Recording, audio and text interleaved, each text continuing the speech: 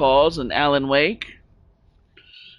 Last time we left off, I think we were like halfway through Chapter 3. I just fought the giant bulldozer.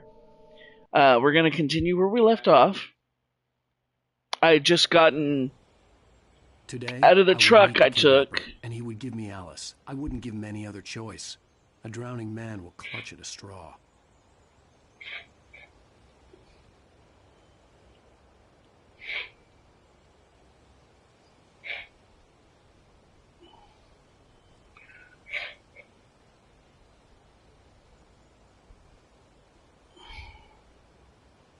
Okay, so.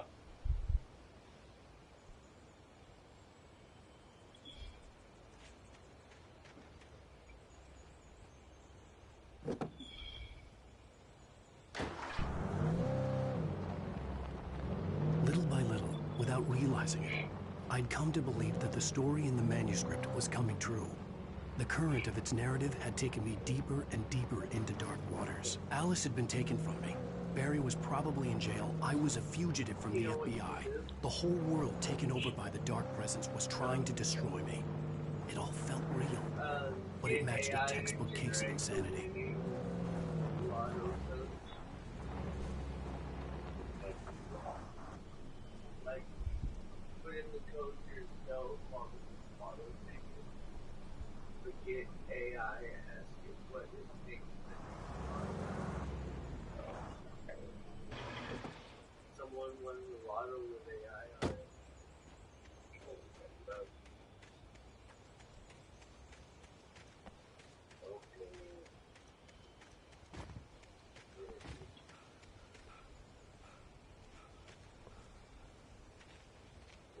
Look, we got yellow, green, and red herbs. I can heal. Okay, this is a little freaky. There's just kind of a chair in the middle of nowhere. Hello, Thermos.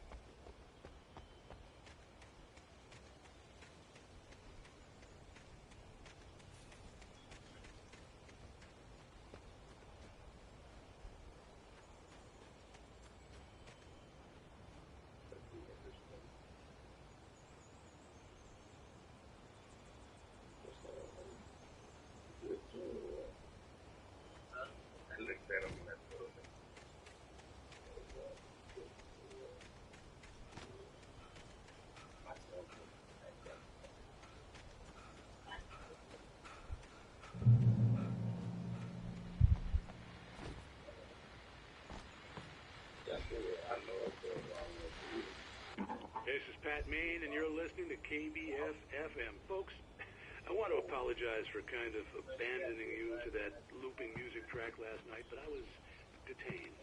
You see, I encountered a big shot G-man with an itchy trigger finger. A lesson in manners and a boot in the ass, not necessarily in that order either. Now, folks, I know I'm not being very informative here. I apologize for that. I really should just keep quiet. I'm just so peeved right now, because some people just shouldn't be carrying badges. I'm just glad that Sheriff Breaker was there to straighten things out. And if someone I met last night is listening, let me just say, I'm sorry if my mouth got you in trouble. I'm pretty sure you're not the bad guy here. Godspeed, son. I hope you know what you're doing. Now, on a lighter note, I'll be talking to Dr. Nelson all morning. But first...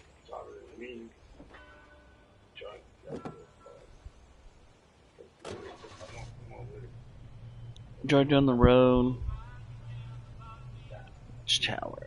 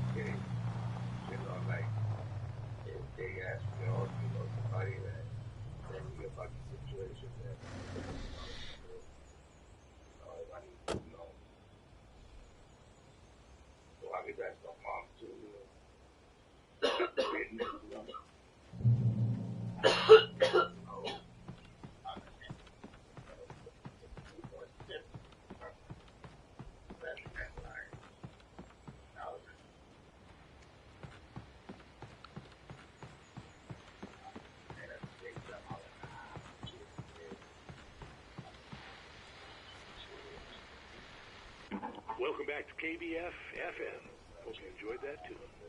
Now, Doc, you were talking about life and finding that special someone, that soulmate. Well, you were talking about that. I was saying I don't buy it. Well, see, to me that's strange because I always pegged you as a hopeless romantic. You got me there, Pat. But I think love's where you look for it. And you need to do a lot of looking, sure. But the idea that there's that one special person out there for you, and if you miss that chance, it's gone forever and you're forever incomplete. I mean, isn't that depressing? Or, heck, childish even? There's plenty of... So Doc Nelson sounds like the doctor from the beginning of Fallout New Vegas. And I'm pretty sure Pat Maine is played by the same guy that played Grandpa Max on Ben 10. Isn't limited to what's essentially a chance encounter. How is that harsh? Yeah, well, I guess that's a nice thought, but let me say something personal here. Okay. Now, well, I don't disagree with you exactly, but I can't really fit that together with what I feel, what I felt for someone, because she was the one. She was. And I let her drift away from me. Maybe I didn't put in the work, I don't know, but, well, since then, and it was a long time ago, but since then, there hasn't been anyone, not like her.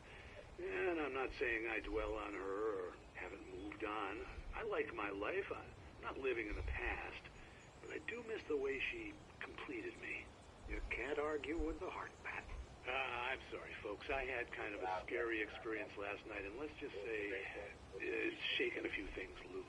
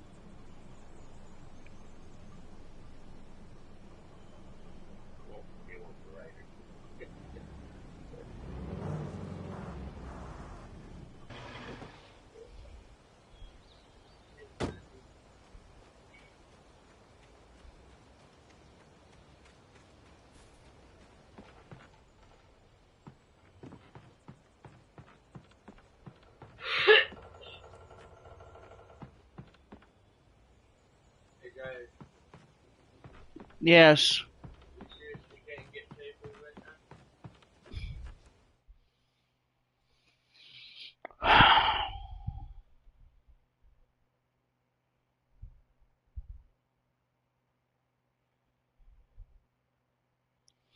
There's $1.47 in my account.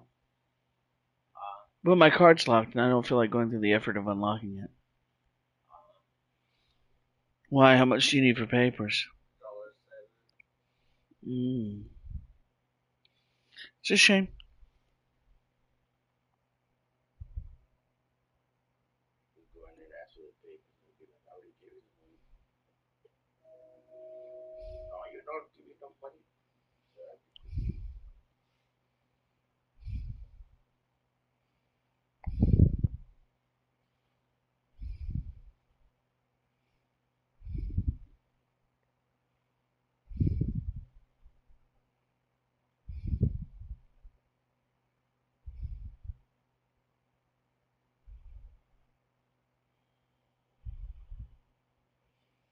I always forget to go to where to unlock my card.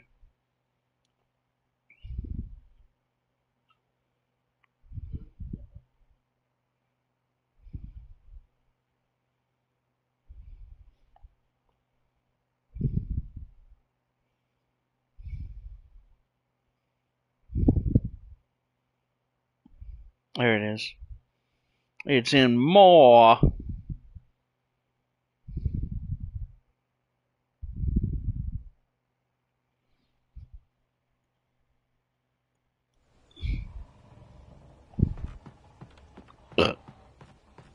Excuse me. Excuse me again. Come on, climb the stupid stairs.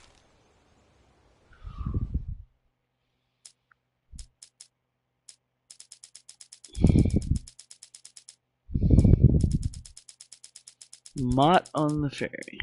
For Mott, spying on the writer on the ferry had been a disappointment. His boss had made Wake out to be something special, but Mott hadn't been impressed. He'd gotten a good long look at the wife, though, and he liked what he saw. Mott had fantasized about goading Wake into a fight, but it hadn't happened. Still, he'd get his chance to see if the writer had anything in him. He'd been promised as much.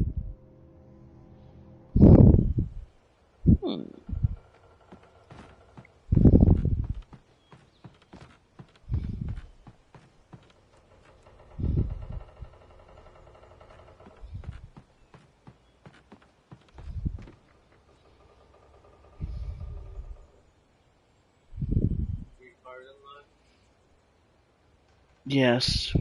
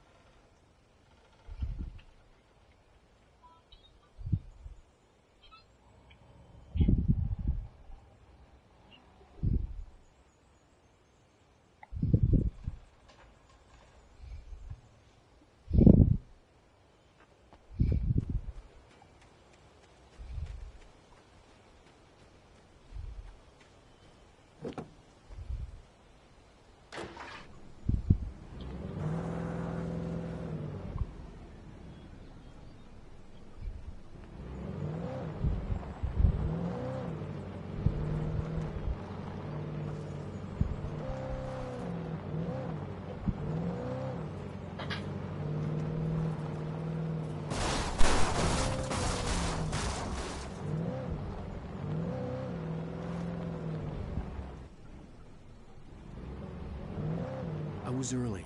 I was supposed to meet the kidnapper at noon in the main building. The coal mine was quiet. It was a museum now.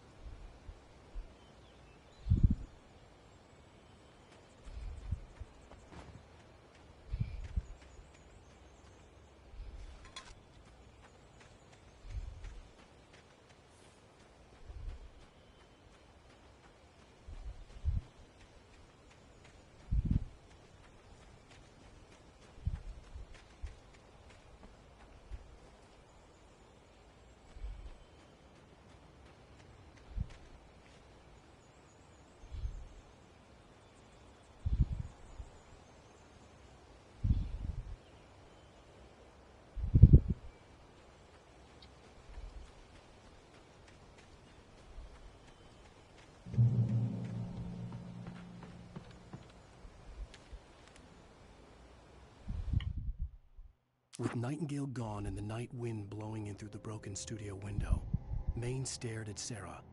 The sheriff looked away. Maine's voice shook with barely controlled anger. That boy's doing more drinking than thinking. I hope you know what you're doing, Sarah. He's got a sickness in his eyes. You take my word for it. He wants Wake for a reason, and it's not for anything good. Okay.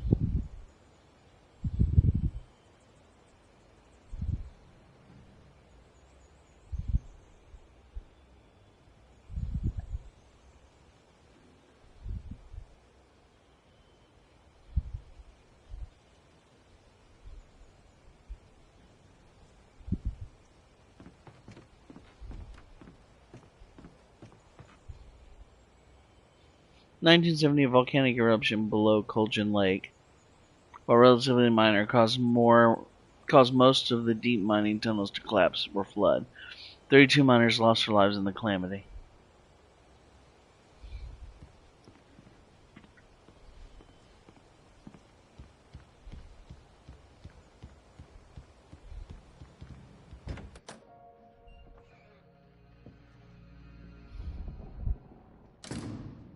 I didn't want to go outside. Cops had to be looking for me. The noon sun turned the place into a sauna. The day dragged on.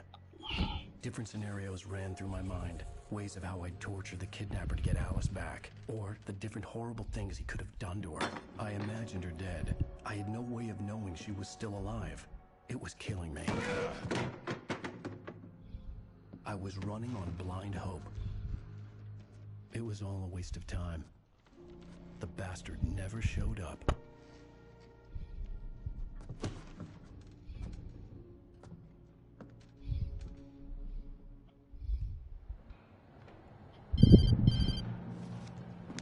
Wake! Where the hell are you? Change of plans. You know where Mirror Peak is? It's a big mountain north of where you are. You follow the path from the mine, you can't miss it. There's a lookout point there. I'll be waiting. I'm through being jerked You around by want to you. see your wife alive? Because if you do, you better watch what you say to me. Do we understand each other? I want to talk to Alice. Yeah, and I want the manuscript. Don't keep me waiting, Wake. Hello? Hello? Ah! I'm gonna kill him. I had to get to Mirror Peak.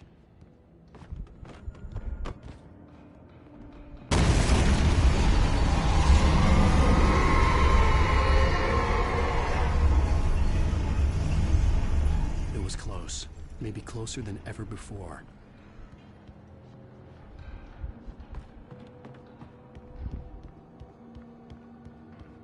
Thermos. Road flare. Don't need batteries.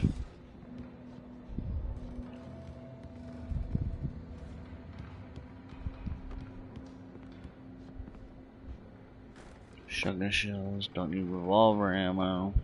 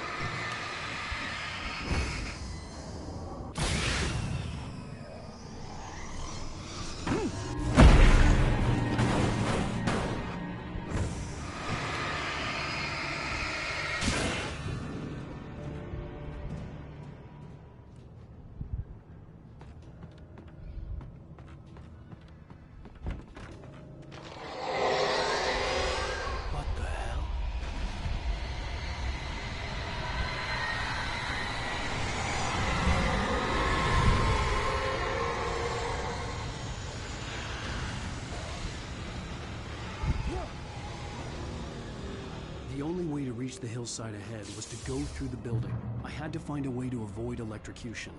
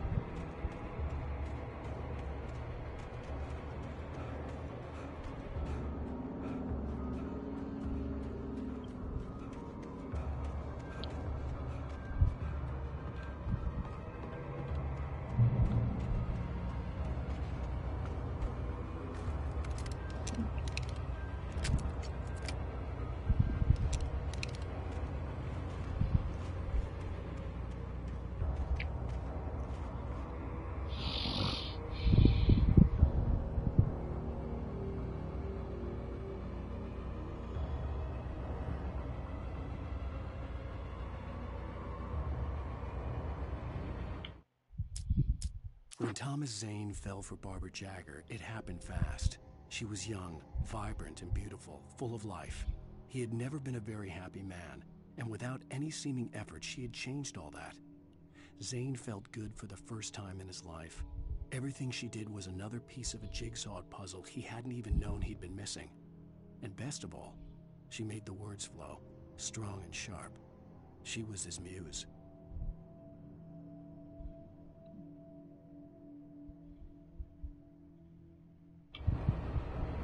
I have a feeling I should have brought the car. Yep, should have brought that car. Screwed.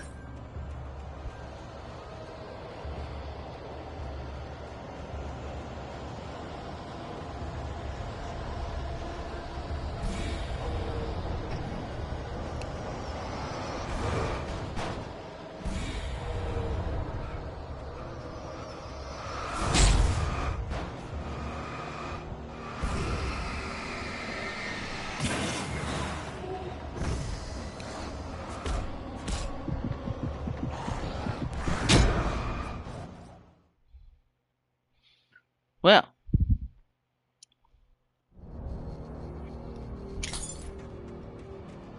and of course,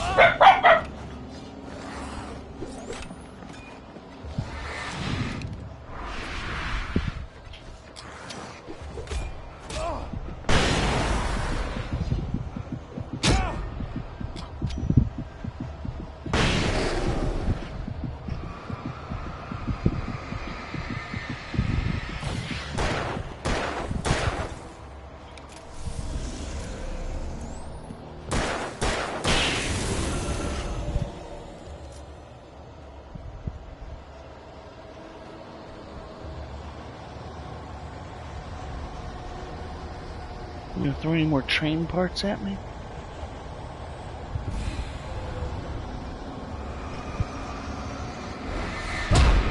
Hmm.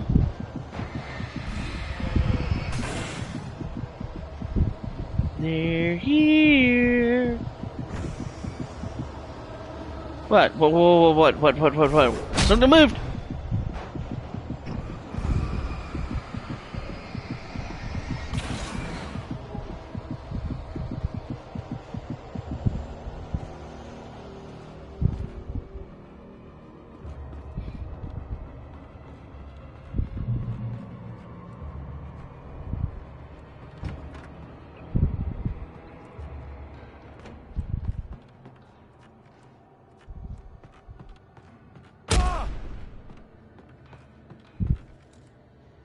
What the heck hit me?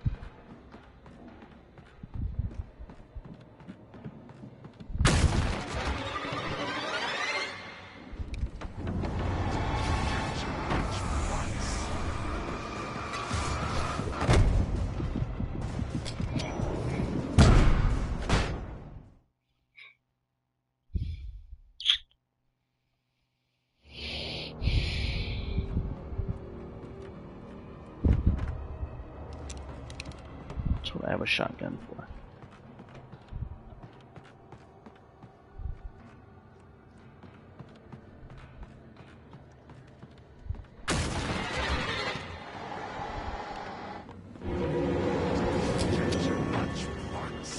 Bye, boys.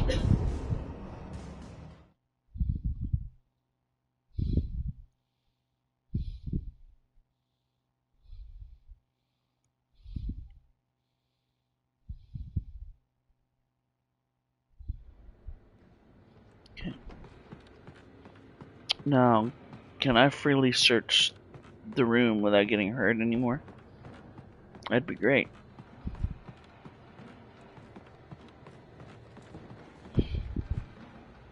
Hello, mine. Batteries. More revolver bullets.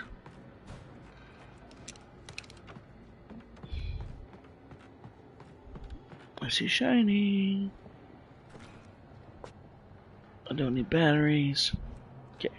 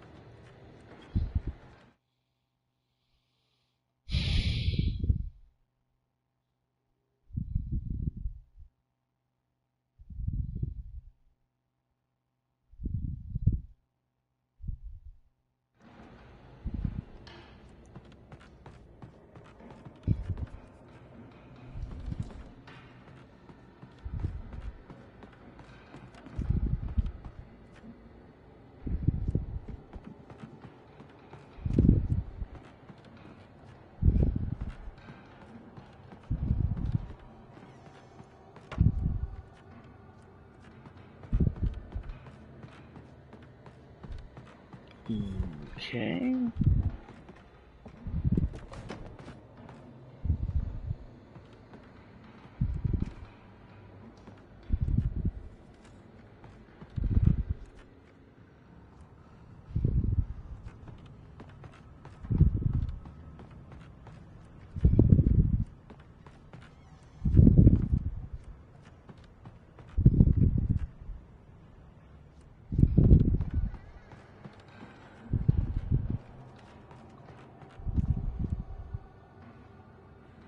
Don't see a ladder.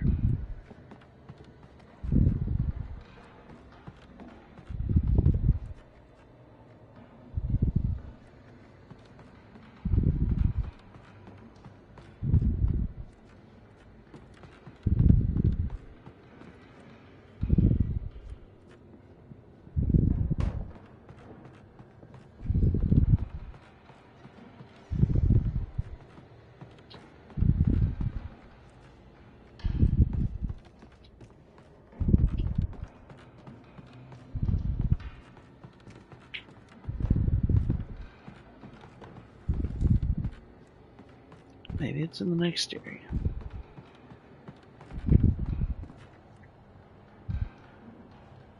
Not a ladder in here either. There's a set of stairs.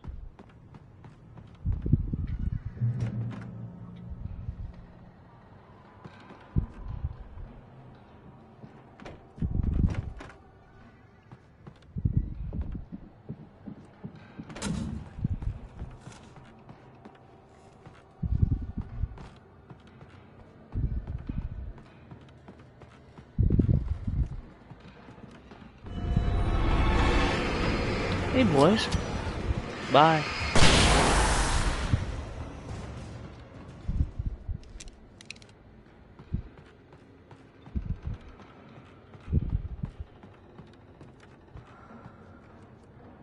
Trust no one in the dark.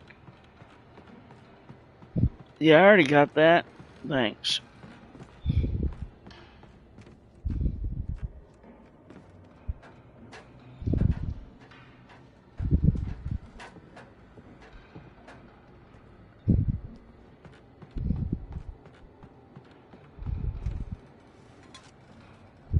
I'm like, follow me.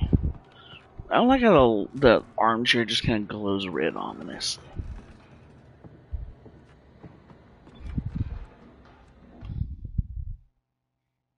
Some of the Taken retained echoes of their former selves, but these were just the nerve twitches of a dead thing. Nothing remained but a shell covered and filled with darkness. In most cases, these puppets were enough for the purposes of the Dark Presence. But for anything more elaborate, as with the writer, it was different. It needed his mind. And so rather than taking him over completely, it merely touched him.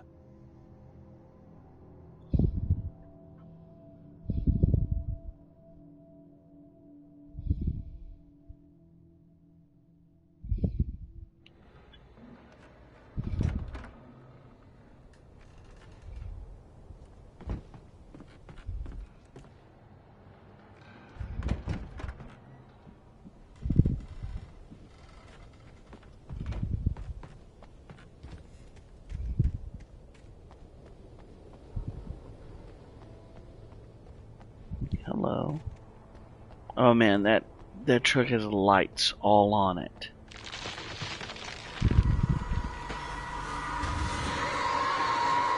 Oh, Jesus. It tried to drop a freaking truck on me. A freaking tree.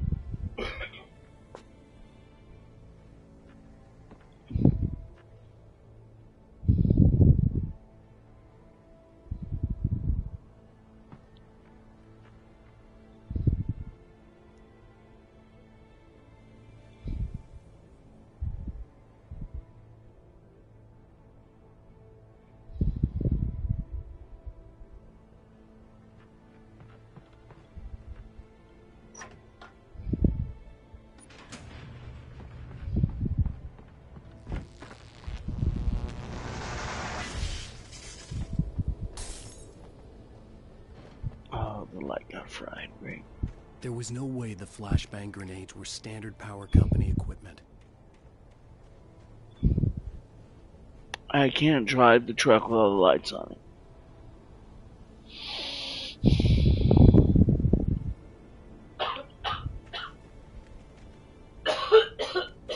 Anything back this way? Doesn't look like it.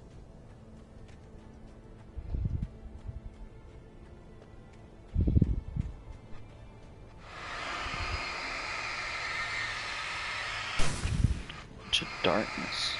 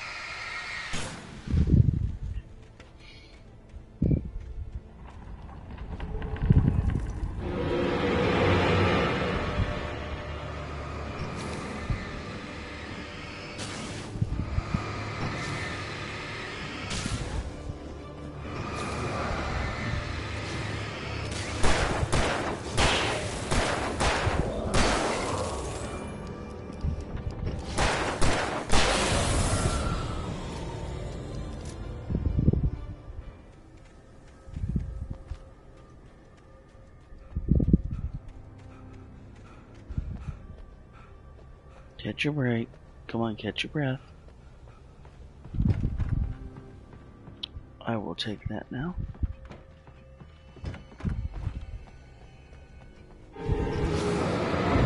You respawn.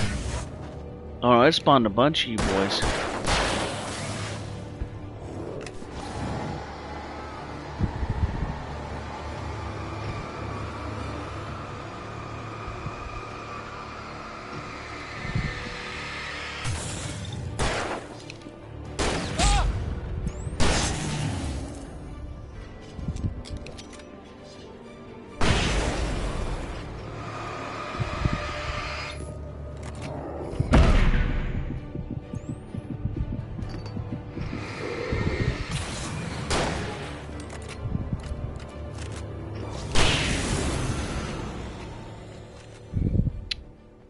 That's what I get for backtracking, I guess.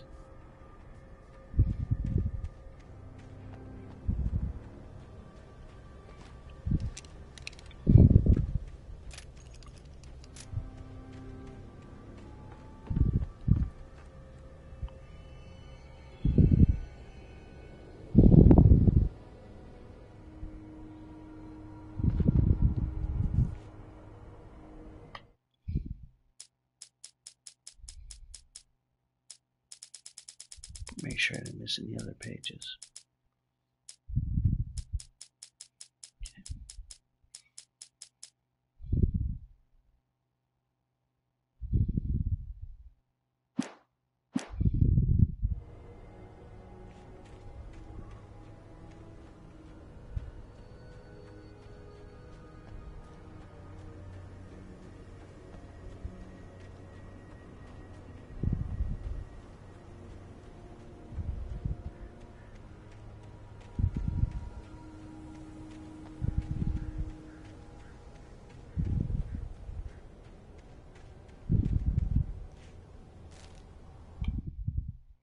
I stared through the bars of the jail cell.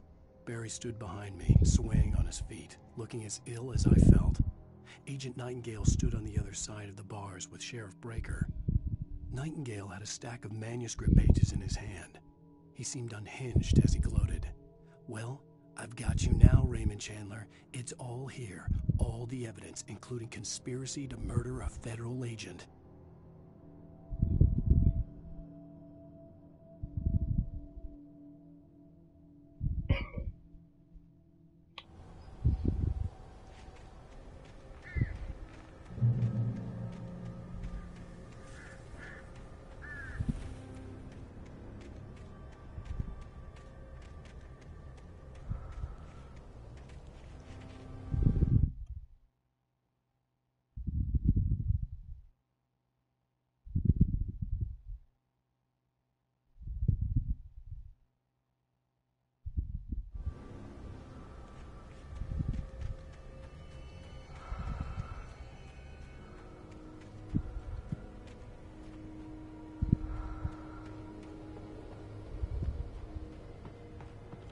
A thermos.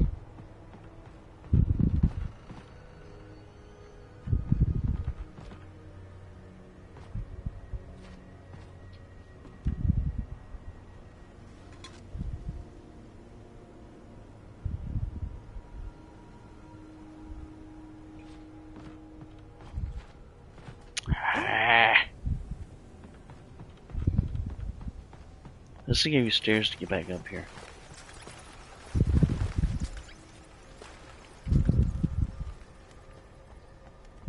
Something in the mine. Alright, what do we got? Flare gun, flashbangs, flare gun ammo, more flashbangs.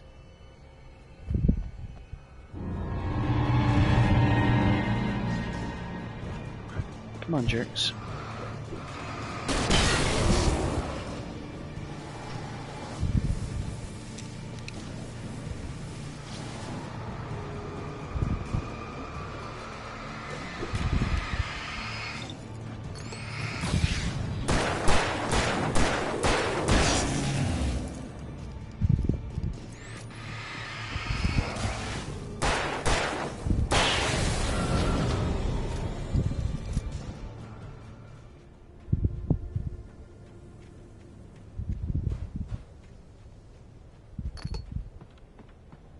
I can definitely use some more batteries.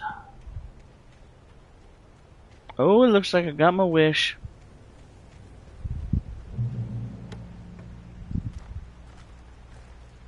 Fire plugs. Shotgun ammo. Batteries. Alright. I had no real Ooh, plan. what's that leaning I against was the going tree to give there? the kidnapper all the manuscript pages I had for Alice. If that wasn't enough, I'd hold him at gunpoint and make him talk. Hold to switch out the double barrel for a pump action shotgun. Yes, please.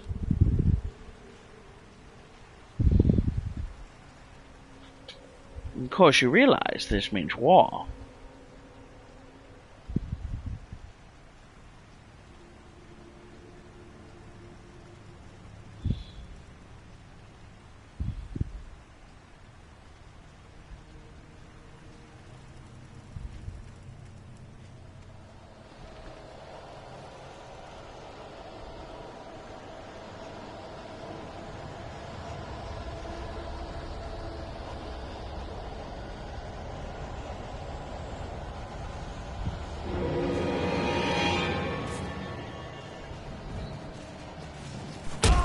Oh, jeez. No, thank you.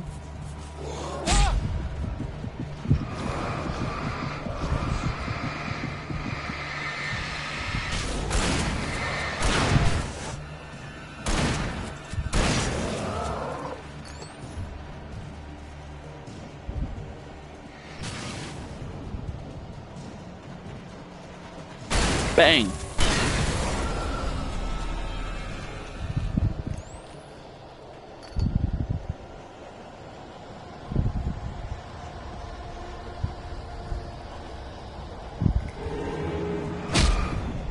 You jerk.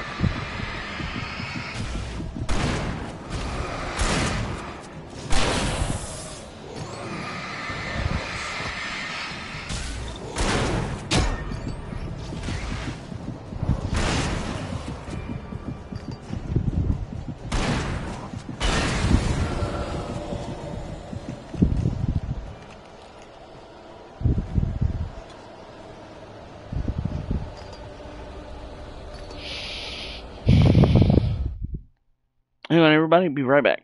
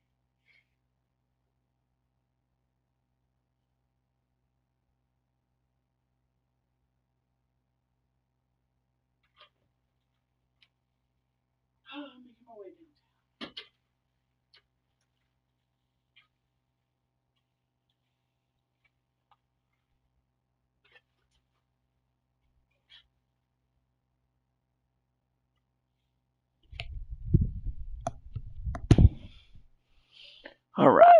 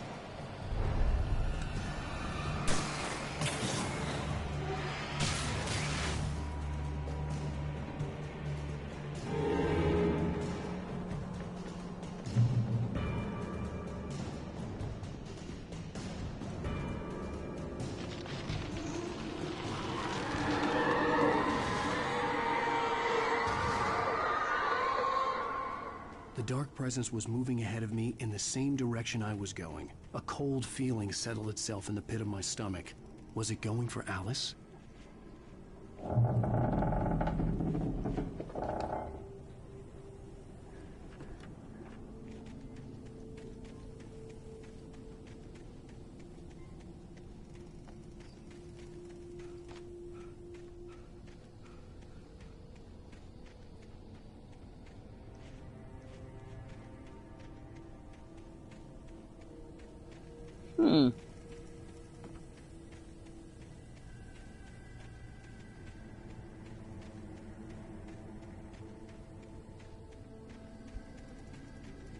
Nothing hidden.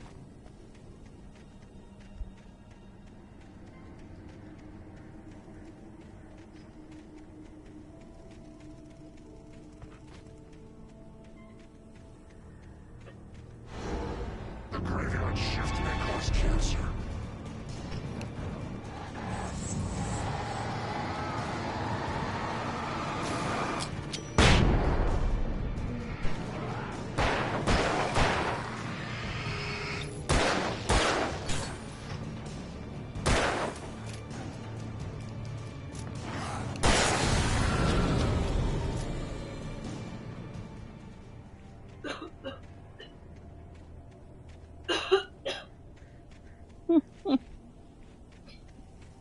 The graveyard shift may cause cancer. That was funny.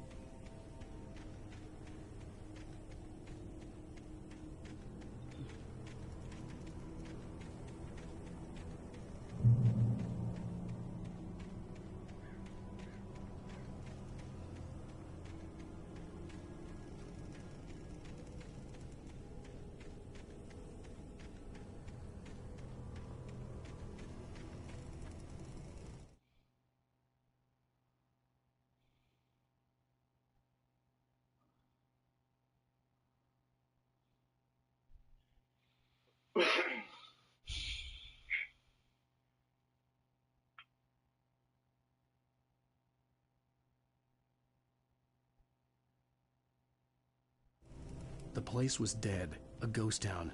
Had been for decades, maybe a century.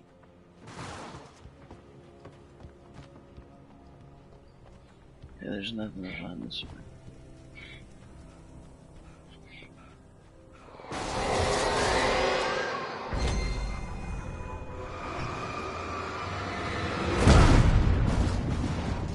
Jesus fuck.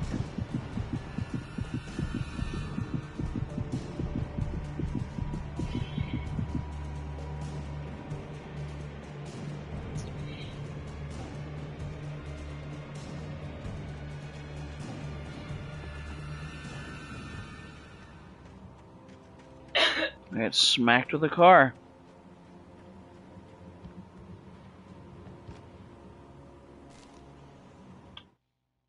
Things were never as simple in real life as in fiction.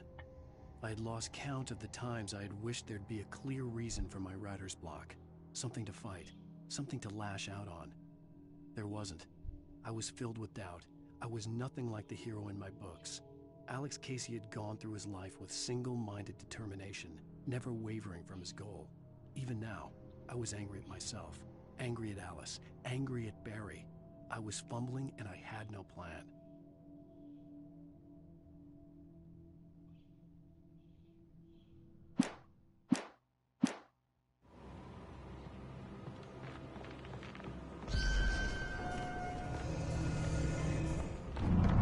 No!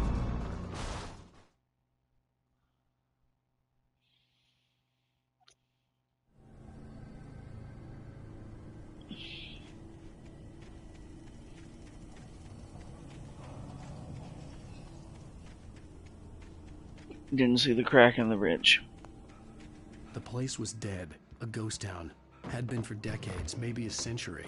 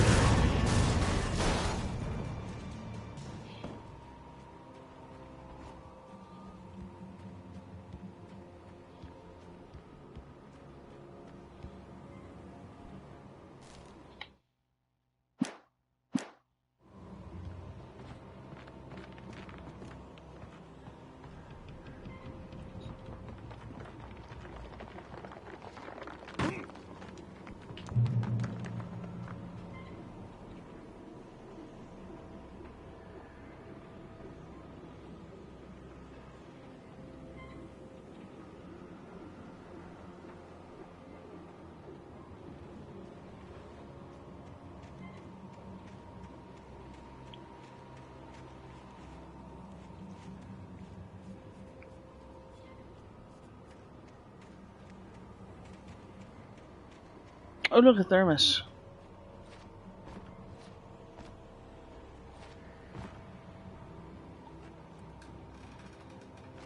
Batteries. A thermos.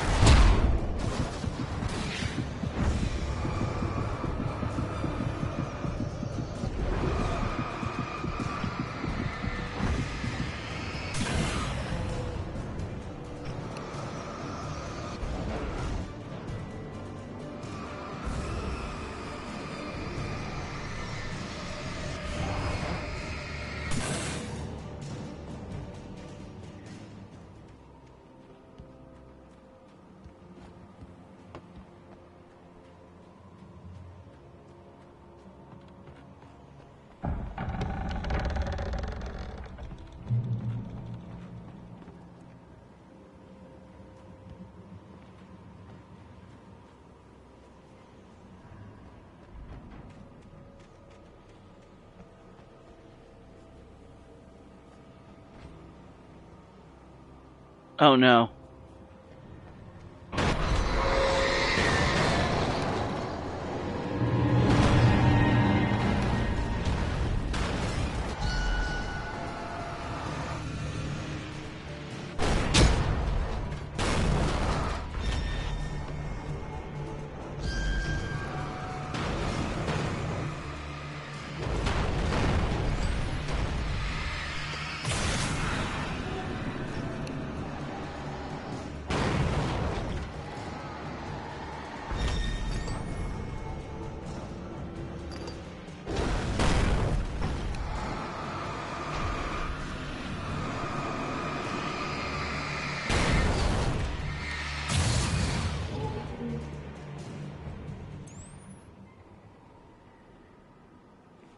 I have defeated the Iron Horse.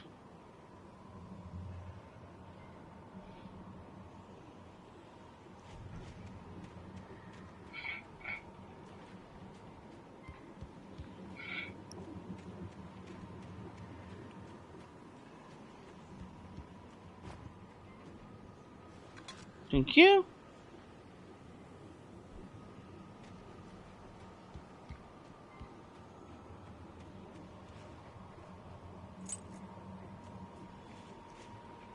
Well, I got a key.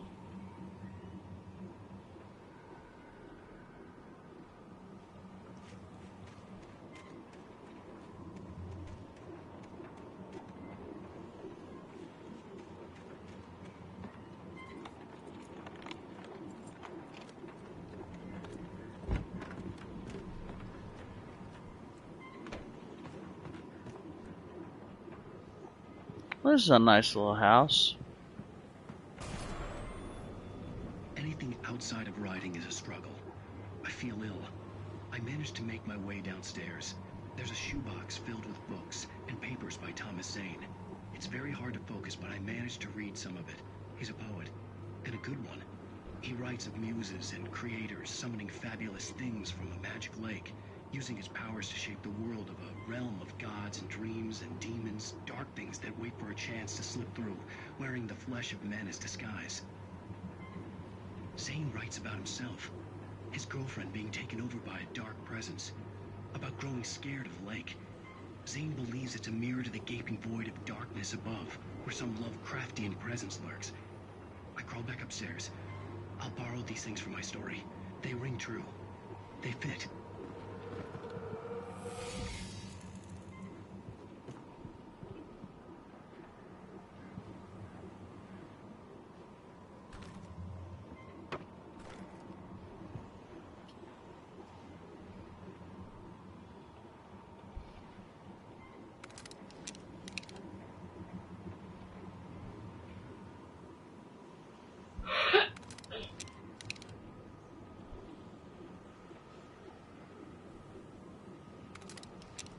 Those shots will head further.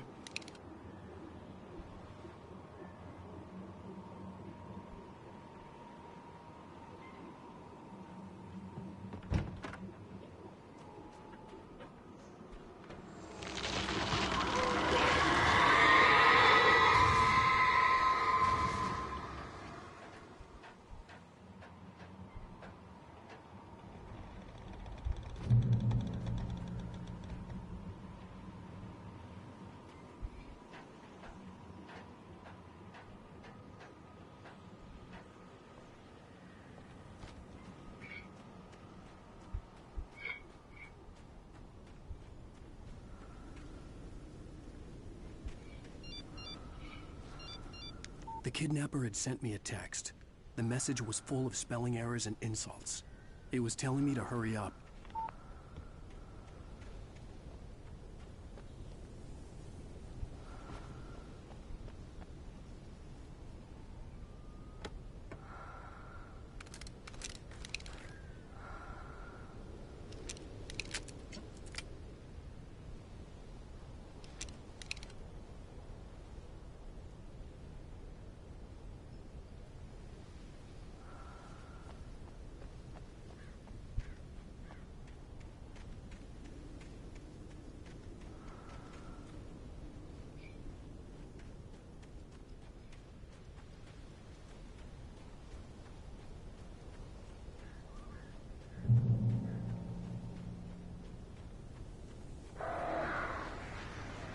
Birds.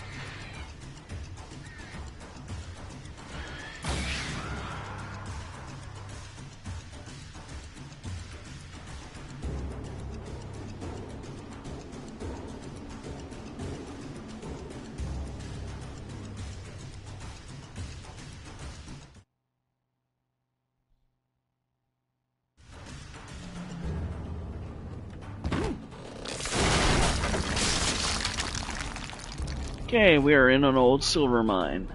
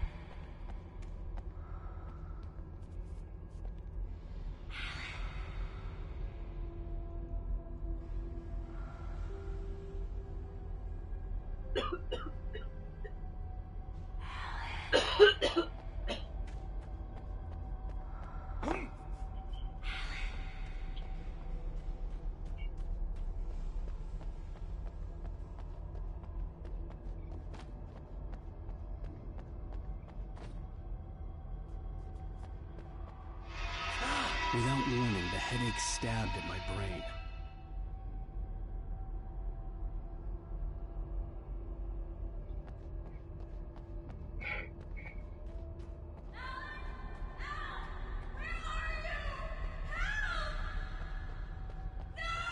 Alice?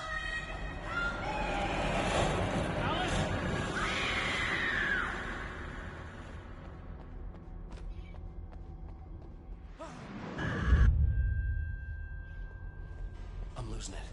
I gotta get out of here.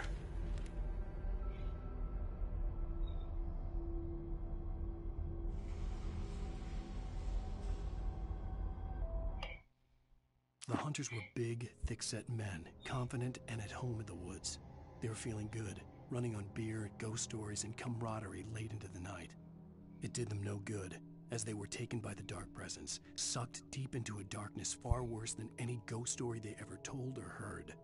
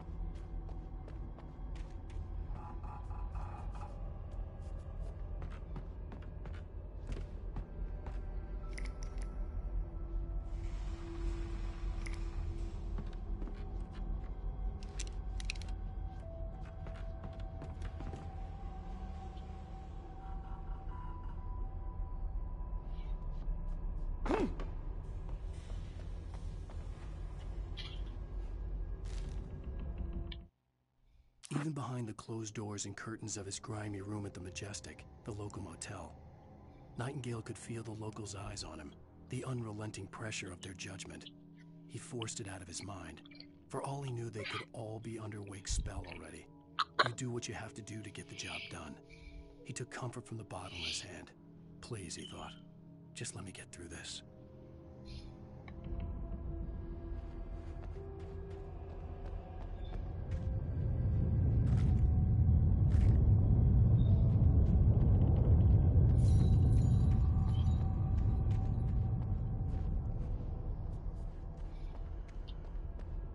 No mas. Of course.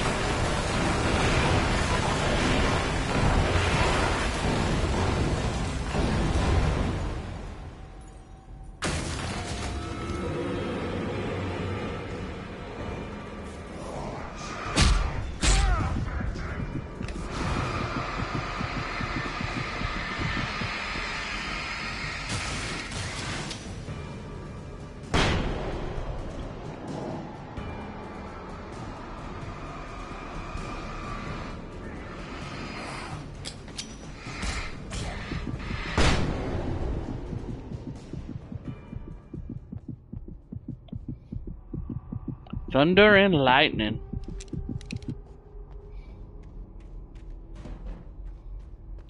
I guess I'm going this way.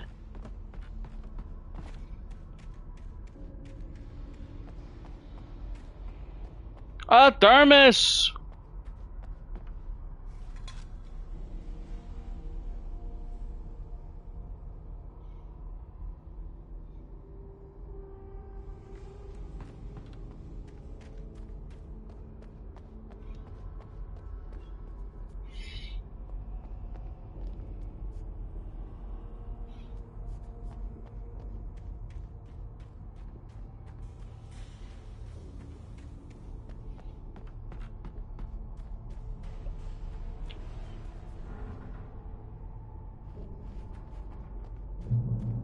I'd have to make my way up this mine shaft in order to go on.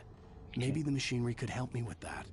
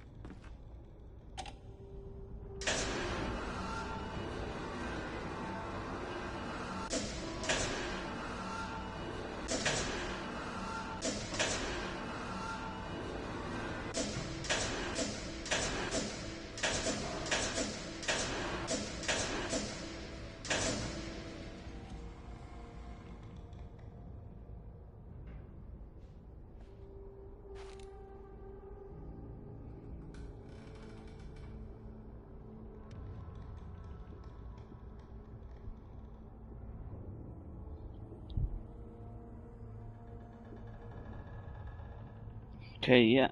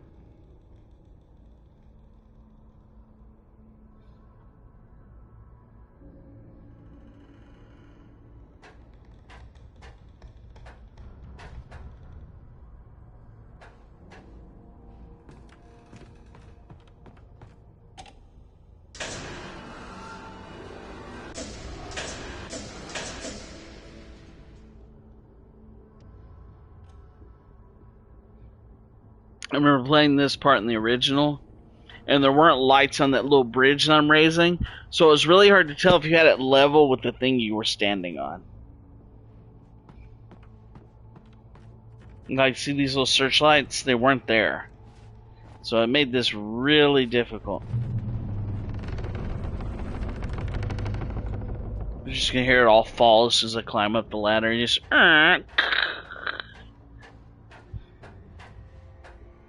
It is an old silver mine, but it did not say how old the silver mine was.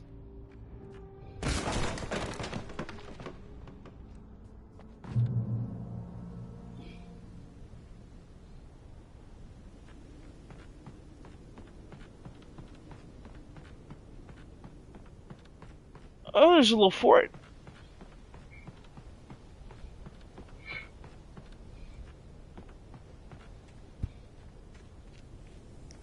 More nom nom nom nom nom.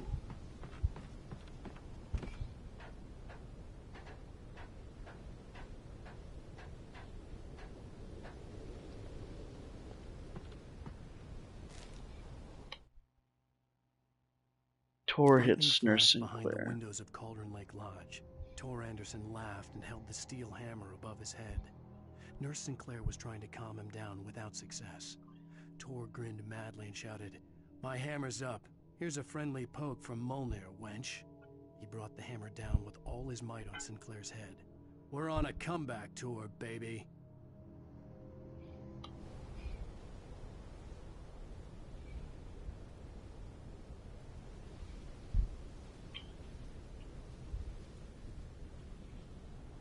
Nice.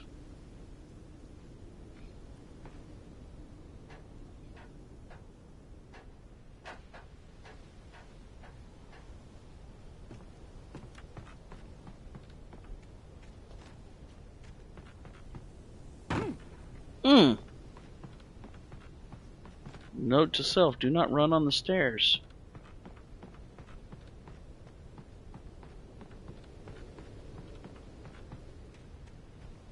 When can I trade in my revolver for like a 1911? The friggin' birds again!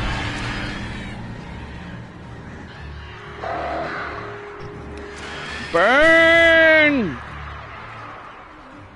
In the words of Ace Ventura, take that, you winged spawn of Satan!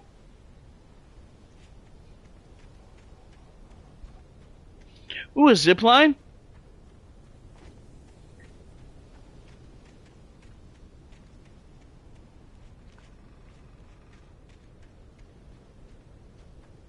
Oh, hold on. There's some noms over here that I need to pick up. Okay, I can't hold any more flares. Is there anything in this? No. Okay.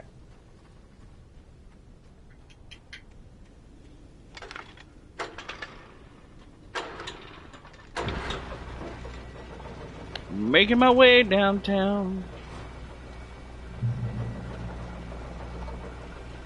Oh look, another one of these gondolas. I've played enough horror games to know when this is going to go horribly, horribly wrong.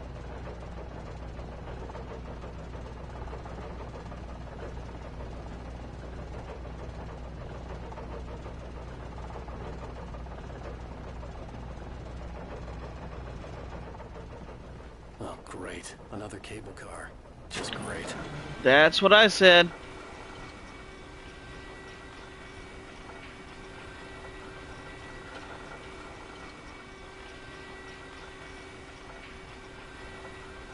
I've got my flare gun ready. Because if there's more...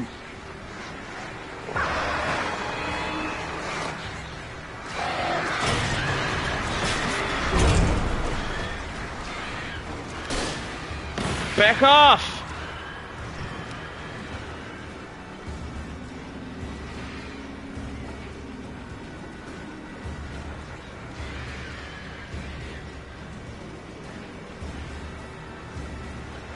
Back off, you flying rats!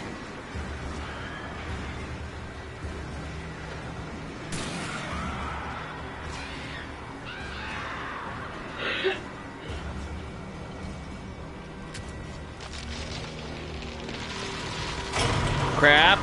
Crap!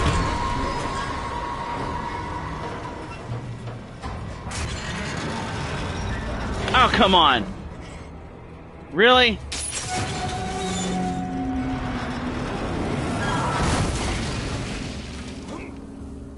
Well, that wasn't too bad, I guess. I guess that could have been worse.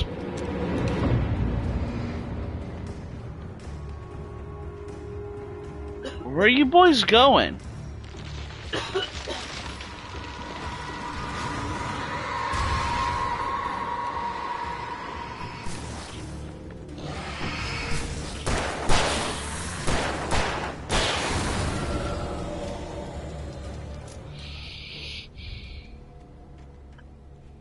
Don't run from widow old me.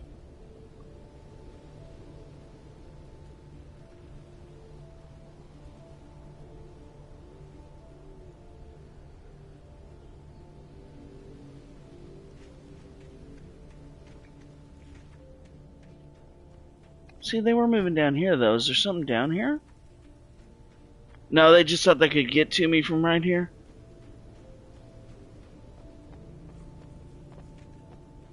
A lot easier than it goes from the other game, right? What? A lot easier than it goes from the other game. Goes from which other game? One where you're doing 3-person. Oh, Death Stranding?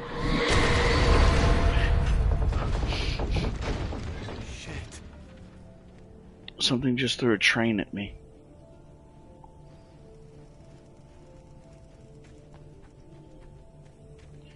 I'm just gonna scoot around this caboose. I mean, these monsters you can see, but these monsters are also smart and have weapons. And they have a shield around them. You have to use a flashlight to burn the shadows off them before you can hurt them. So...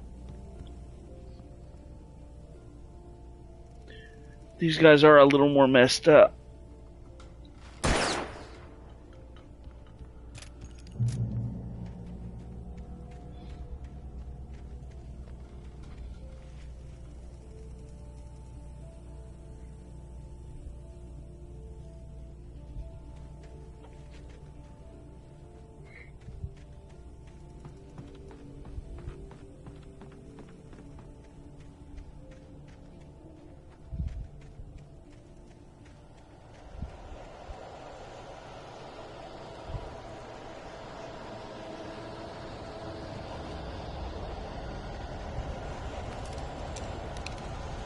Got quite a bit of hunting rifle ammo now.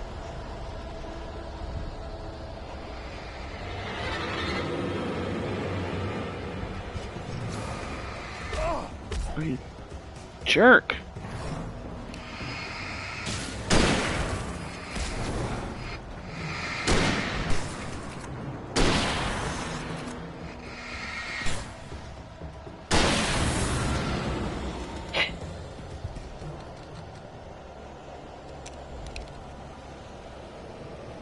That fires faster. Hunting rifle has more firepower though.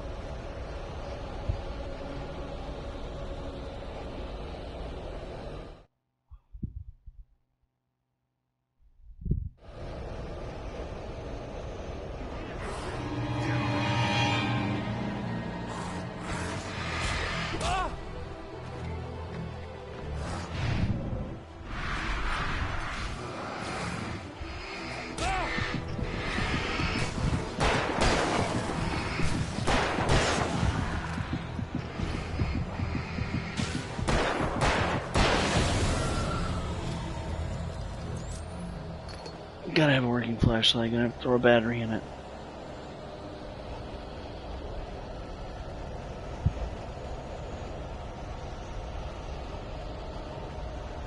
Alright. Yes. Batteries. Don't need any road flares right now. Actually, go ahead and light one.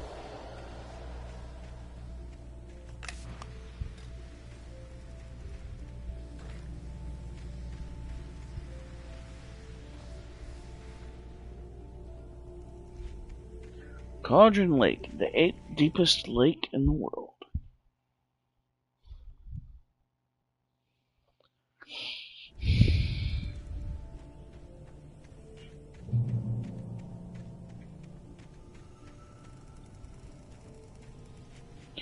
I've seen way too many Indiana Jones movies to know the rope bridge thing is not going to end very well for me.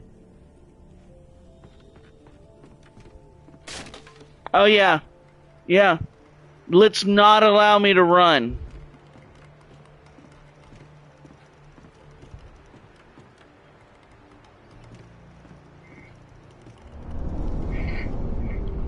I knew it.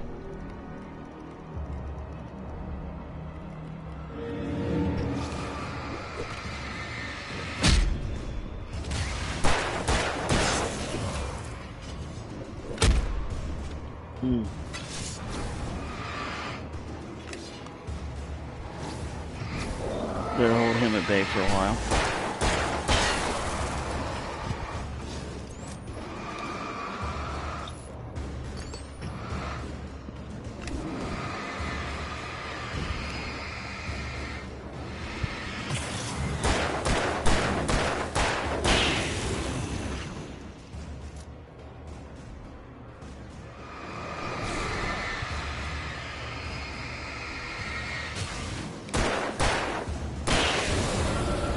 Captain.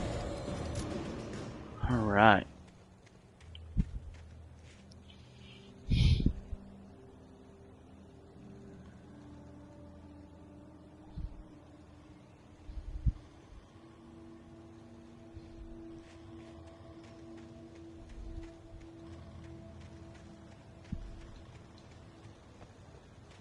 Coffee. Coffee?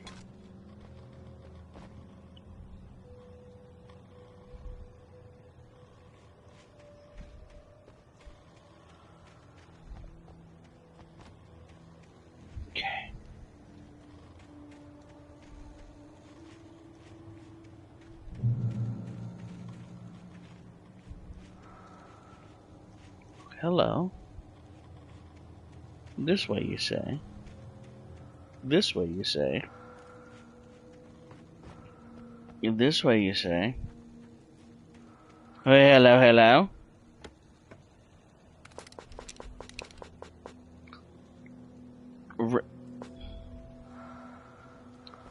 I have so many flare shots, I can't pick up flare shots.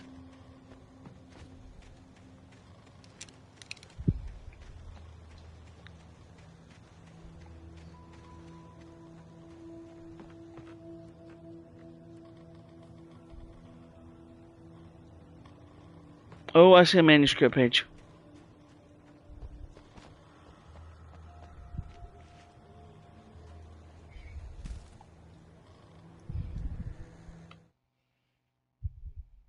Maud had checked all of Stucky's rental cabins. There had been no sign of the Wakes. It was dark when he'd found their car parked at the end of the road by Cauldron Lake. It made no sense.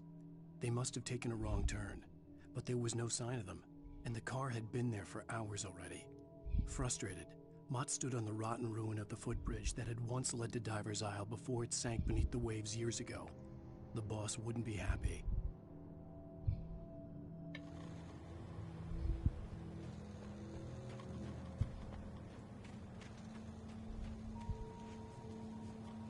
What's emitting the light source that's right here? There's like no light. It's like putting a light source just to put a light source. That's like letting Spider-Man swing off of the open sky in a game you make just because he can swing. Don't make sense. I mean, unless there used to be a light there and it's just not loaded in for some reason. Booyah. Okay, you'll be careful. Guess not too careful. An old church?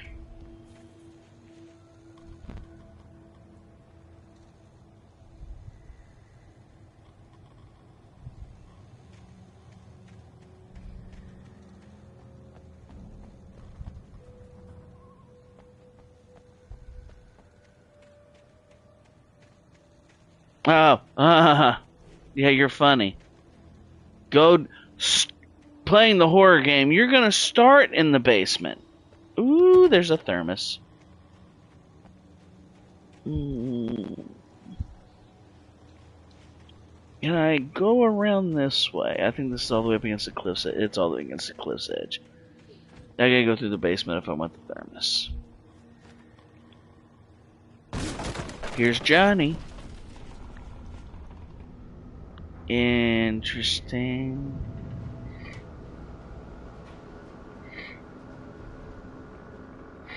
You talk to me on TV, Tom.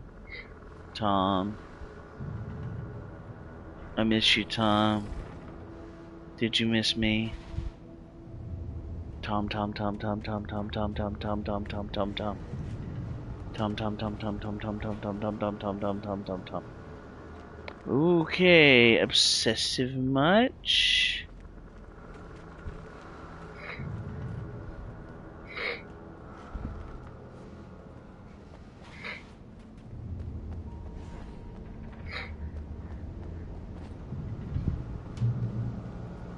Revolver bullets.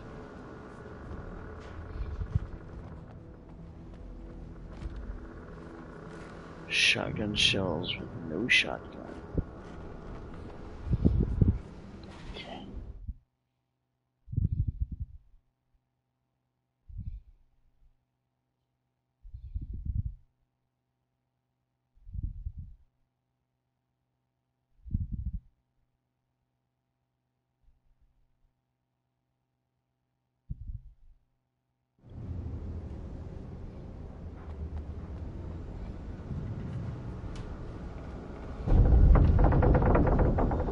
Rifle ammo I'll take.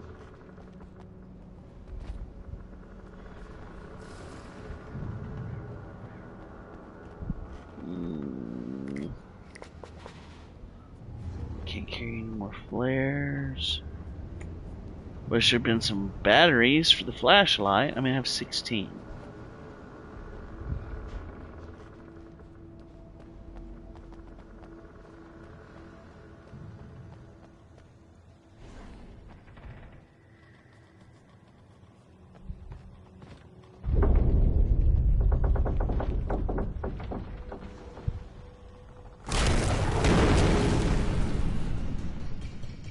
Not good.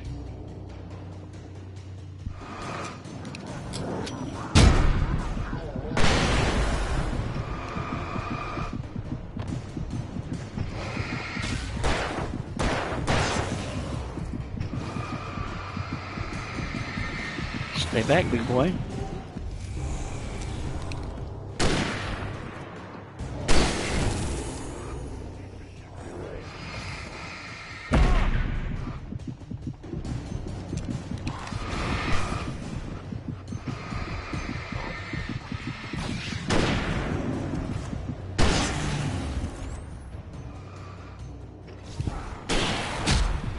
Ow, dick.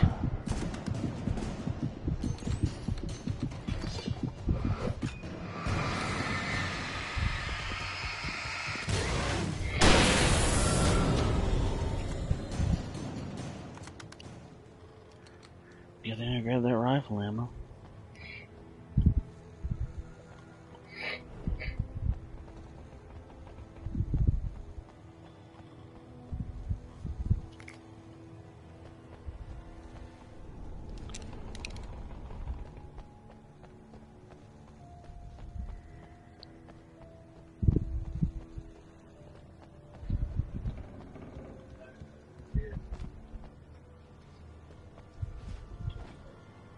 Alright, later, man.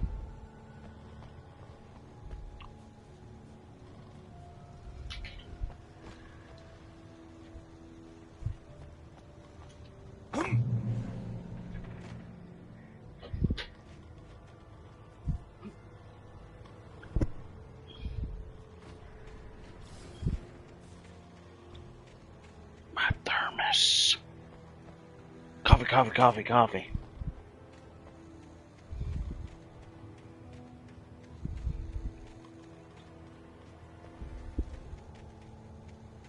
Alright.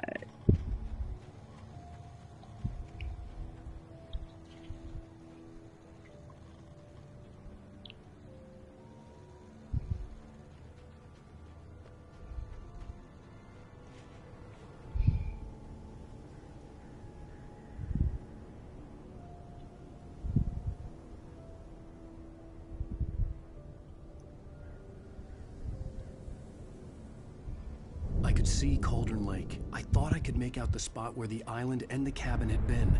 There was a light near it. It had to be a boat.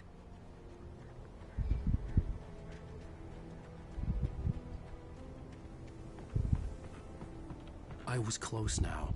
I had to get there. I tried to hold on to Alice, but her form melted away. I was losing control. Dr. Hartman stood in her place. I wanted to hit him, but my arms were jelly. He smiled. It was a reassuring smile, and I hated him for it. I had to give you a sedative. Don't fight it. You went through another rough period. Right now, it's very important that you stay calm. We don't want you to have another episode. You're a patient at my clinic. Have been for a while now. Asked. I dreaded what I would find.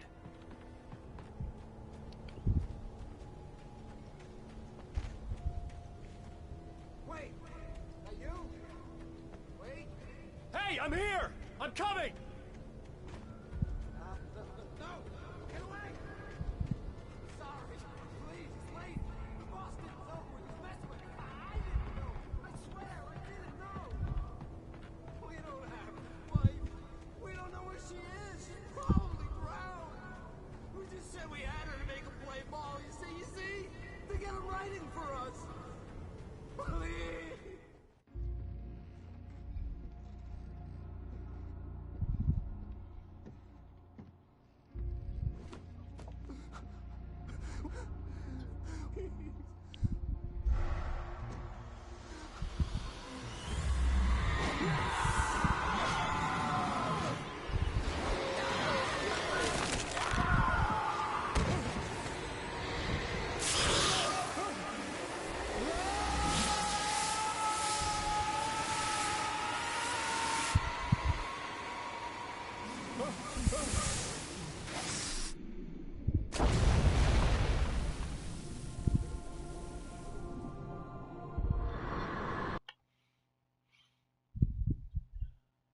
I tried to hold on to Alice, but her form...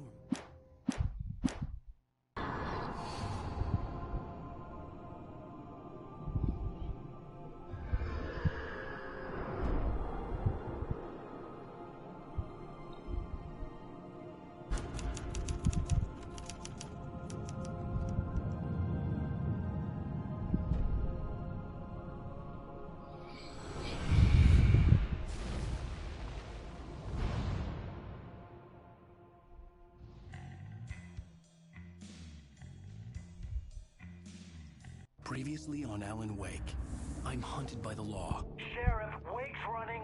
I'm giving chase. Are you seriously telling me that writer just took out my deputies? A thriller I supposedly wrote is coming true. The genre of the story seems to be shifting. It's turning into a horror story. I was told that Alice had been kidnapped, but that was a lie. We don't have his wife. We don't know where she is. Her purported kidnapper was eaten up by the Dark Presence before it attacked me.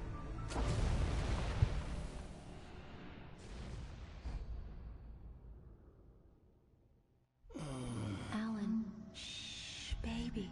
It was...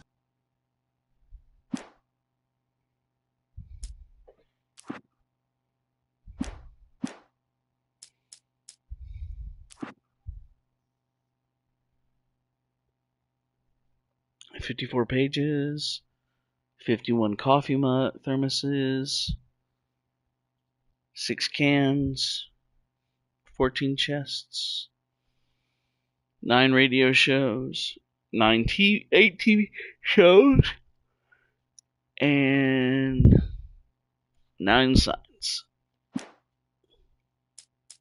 just a nightmare. Alice. There you go, Alan. Hartman, I fell. I had to give you a sedative. Don't fight it. You went through another rough period. What? Right now, it's very important that you stay calm. We don't want you to have another episode. You're a patient at my clinic.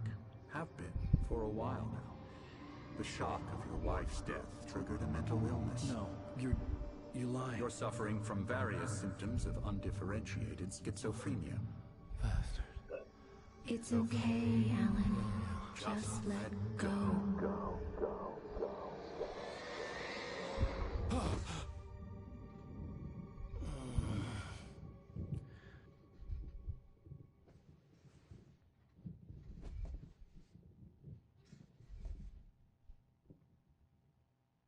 I felt groggy.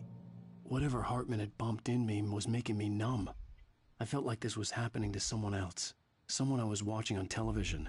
I couldn't think. couldn't focus.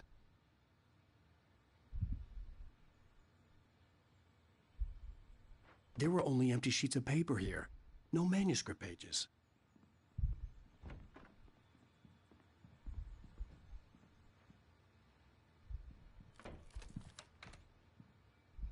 Good evening, Alan. Are we feeling better now? Feeling calm? Yeah. I see you brought your pet gorilla with you. So sure, I'm calm. I get the message. Loud and clear. Quite right. That's the spirit. You're being very brave, Alan. I understand you're confused. I would be more concerned if you weren't suspicious of me. I don't blame you for it. Big of you. Now, why don't you come with me? We'll reacquaint you with my clinic and go over everything you might have forgotten. Little walk and some fresh air? Yes, it will do you good.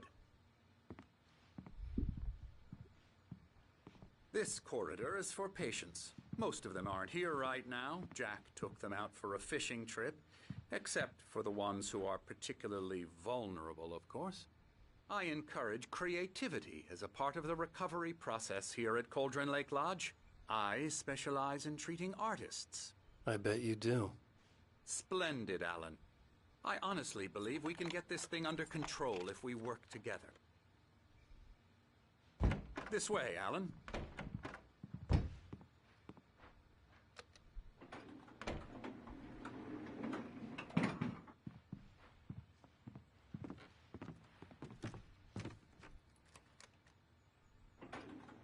Now, Alan, from past experience with you, I know I need to get right into the heart of the matter as quickly as I can after an episode. So I'm just going to say this. Alice is dead. No. You're in a very vulnerable state until you understand and accept this. Alice drowned, and you couldn't face that. You're suffering from hallucinations, paranoid delusions, unusual thinking, an obsession about light and darkness, a feeling that everything revolves around you, your thoughts and dreams. Your mind has constructed an elaborate fantasy scenario in which your writings are affecting reality. She has been kidnapped and supernatural forces of darkness are trying to stop you. We go this way, Alan. I wasn't ready for another shot, so I went along with it. He had to be lying. But under the influence of the drug he had given me, I had to fight not to believe his words. It's all in your head. You've been making it up. Apart from the tragic accident with your wife, no one has been killed. Your delusions are just a manifestation of your subconscious mind trying to protect you from the too painful truth. Unless we fight the fantasy, it will return. I know the instinct is to resist me, but think about it. Doesn't this make far more sense than the insane supernatural conspiracy you have concocted in your mind? You're a skeptic by nature, Alan. We both know this. Everything can be explained logically.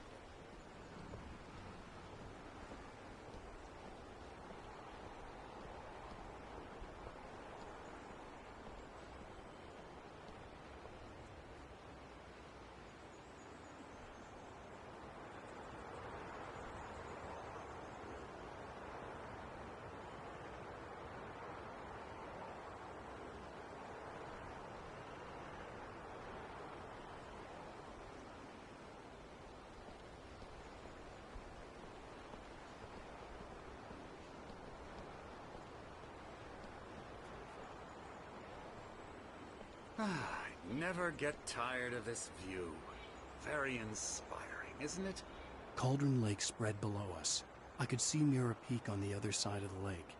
I thought I could make out the spot where Diver's Isle had been when I arrived with Alice. Now there was nothing but waves. It seems there's a storm coming. Funny, I don't recall there being a mention of that in the weather forecast.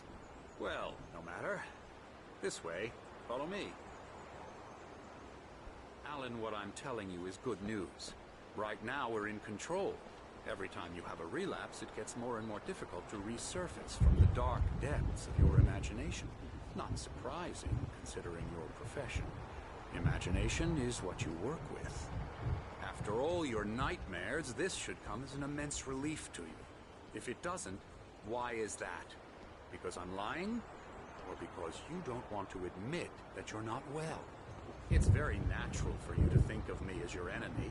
It's part of the illness. I let him talk. After all, Hartman I'm the obviously one loved trying his to own bring you voice. out of the His world words you've echoed constructed madly for inside yourself. my head. But I can't dug my do nails it into by the palms of my myself. hands to stay You need focused. to work with me. Once you accept that, we can begin the journey towards your recovery. Come along. Let's go inside.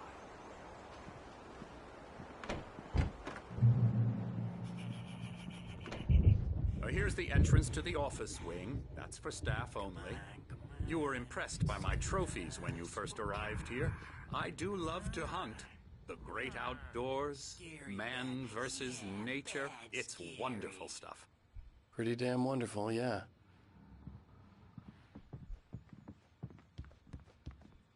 Scary, scary, scary.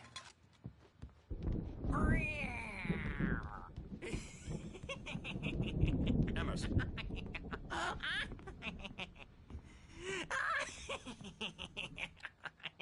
I'm a real bad dream, mister. You should be afraid of me. Don't want to run into me in the night, that's for sure. Please, Emerson. Mr. Wake is confused enough as it is. Yeah, you'd like me to go away so you won't be scared. But you can't just decide what kind of dream you have or when you have it. Emerson. Okay. Sorry. Boo. That's Emerson. We're actually making some progress with him, I'm happy to say. He works on Elbow video strike. games. Ooh, yeah. It's trash, of course, but it does I'll get involve him some to the head. small creative effort, which makes him receptive to my therapeutic methods. No kidding.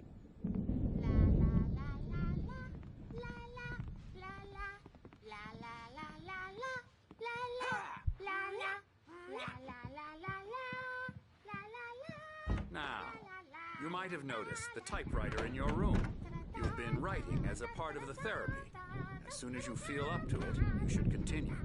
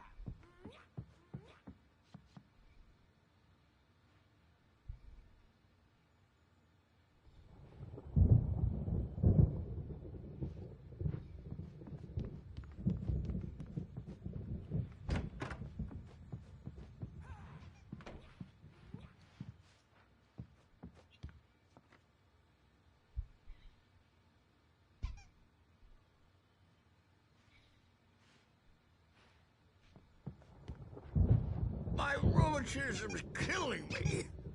There's a storm coming. Oh, The bikers from the what a beginning. storm. I hope it wipes this place off the face of the earth.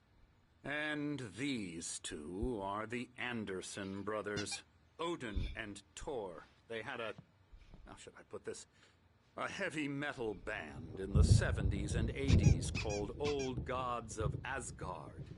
They even adopted new first names to complete the image of Viking gods. After the band broke up, they lived on a farm nearby. They are, well, in advanced stages of dementia. They're well cared for, TLC and all that. There's nothing more that can be done. I'm afraid that the rock and roll lifestyle has left its mark. Oh, that won't do. I'm so sorry to cut this short for now, Alan. The power has been acting up. I'd better go check on it. We'll continue this soon.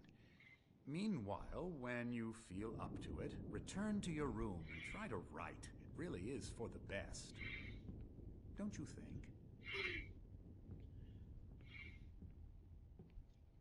I'd like to bash his head in with a hammer. Oh, he'd love to fish out our secrets, but he has no clue. He's not crazy enough. Not crazy like us, Sonny. Yeah! Being crazy's a requirement, Sonny. Who else could understand the world when it's like this? It takes crazy to know crazy. That's the sanest thing I've heard in a while. Zane! You're all right, Tom. Hey, we like him, don't we, bro? He's got to go to the farm. The Anderson Farm. Valhalla! We wrote it all down, lest we'd forget. A crash course. All you need to know to get your head right. You need to find the message. Here, Sonny, here's something for you. Gave me a rash, but I kept it safe from these bastards. My head was clearing up, or according to Hartman, Zane could feel the poems, taking form, shaping things. As he experimented, he imagined he could almost feel the power surging through the keys of the typewriter. It exhilarated him. But there was fear, too. If not for his young assistant Emil, he would have given it up. But Emil convinced him otherwise. He too had a way with words. Sinking back into the fantasy, I was convinced he was lying to me about everything. Crazy or not, the Andersons made more sense. Tom, you got any booze on you? Yeah, no. Sorry, we have guys. a stash of the special stuff at the farm. Our own formula. Local ingredients. Medicine clears your head right up. Makes you remember like moonbeams on the brain. Oh, I just noticed. Leather patches on the elbows. That's not very rock and roll. Tom just lost is all. Baba Yaga got to him too, the damn witch. She used us all. Taken from all of us. Took my thunder, the witch. And my ravens. What were they? Memory and thought. The hag.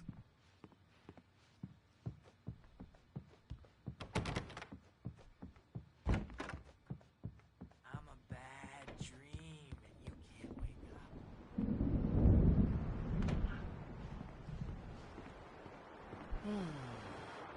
Oh, hello. I've painted you. Okay. I was just struck by inspiration a couple of days ago.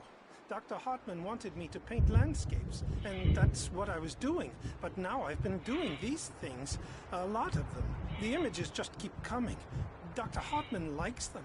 He has them in his office. Yeah? He's very proud of me. He says I'm getting much better. I think I'm getting better.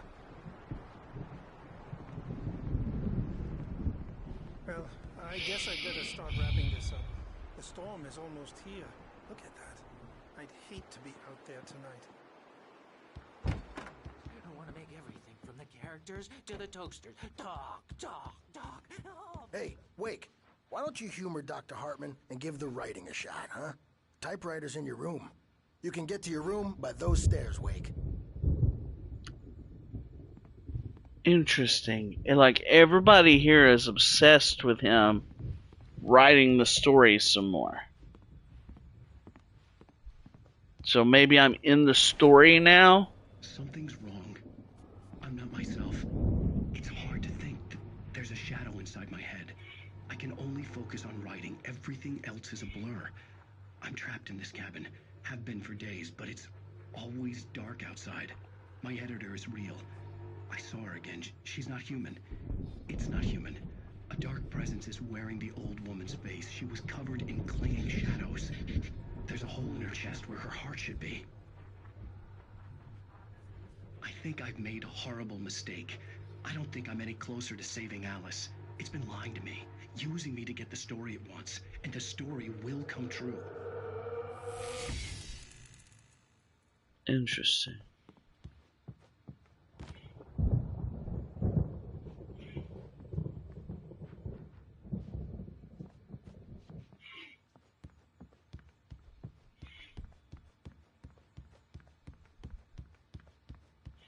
Coffee!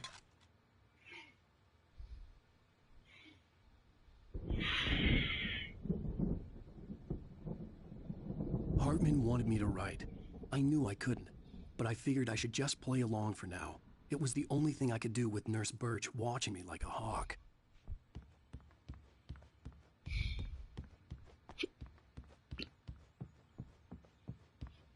Oh, there's the owl from his office. Interesting. Hartman had mentioned that the power had been acting up.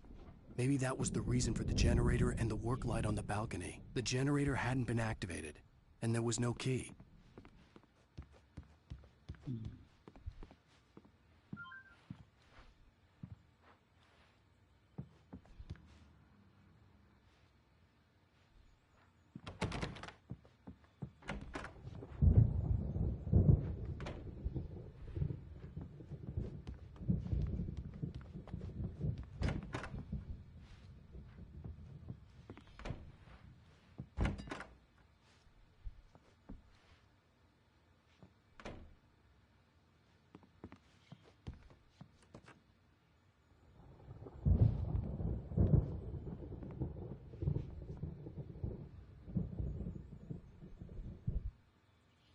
Night Springs, there's an Xbox 360 on the table. That's funny.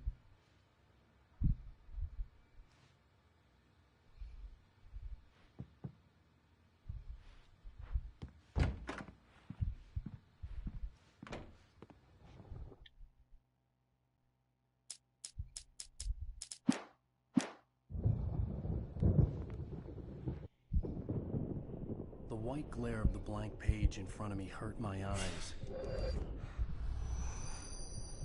My hands began to shake uncontrollably. Everybody calm down. Put that down. Bert, I need help. Hey, Wake, you stay here. I'm gonna go see what's up. You just keep doing what you're doing. Be cool, okay?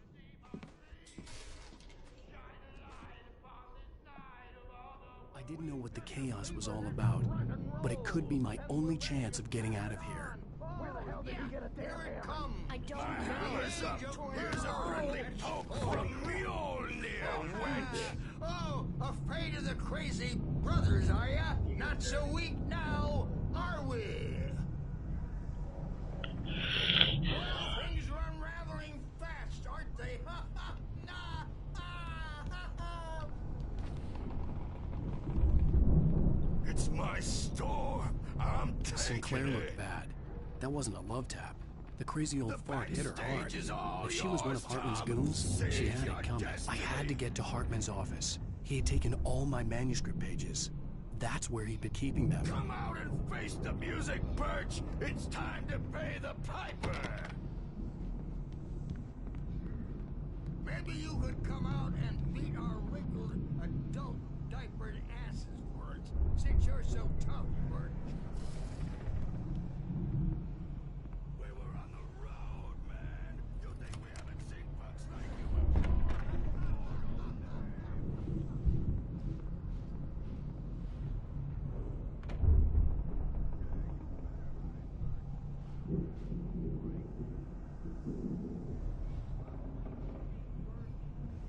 The markings on the tape said they were recordings Hartman had made at the sessions with his patients.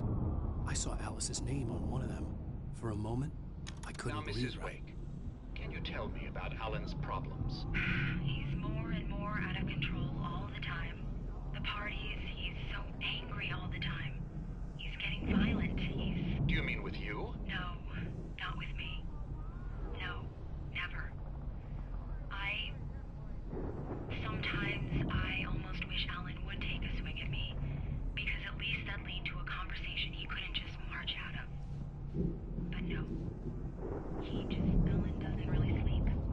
And the work, well, he's not writing at all. He sits there for hours and just gets more and more frustrated. And I can't talk to him. Yes. Tell me, Mrs. Wake. What would you say to him if he'd listen? I don't know. I want to say, I look at you, and it's not you. Just some stranger who resembles you. Looking out from behind your eyes, and I don't like that guy much. And now it's all gonna go to hell. But you don't ever say this. No. I've tried, but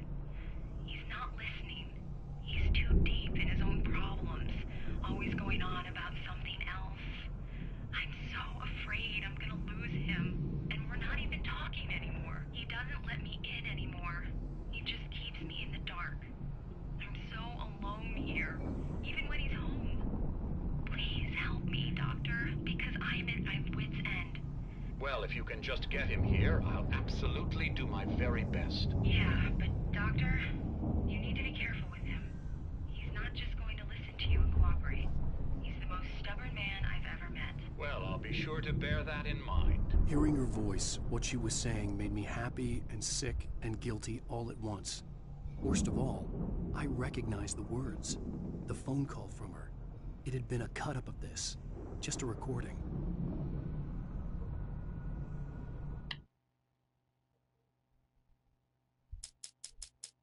Hartman kept talking, giving Barry the grand tour, clearly proud of the place. He went on and on about his hunting trophies, and Barry was impressed. But he was here on business. He raised his voice, cut through the monologue. "Hey, Hartman, where's Al?" Hartman stopped in mid-sentence, annoyed at the interruption.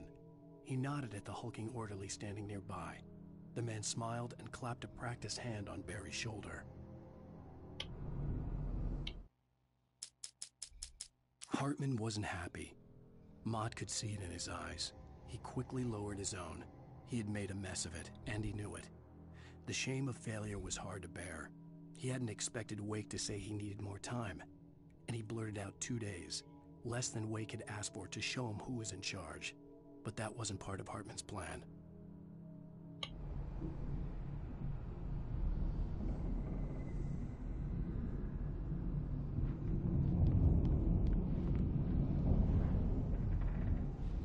The photo on the wall caught my attention.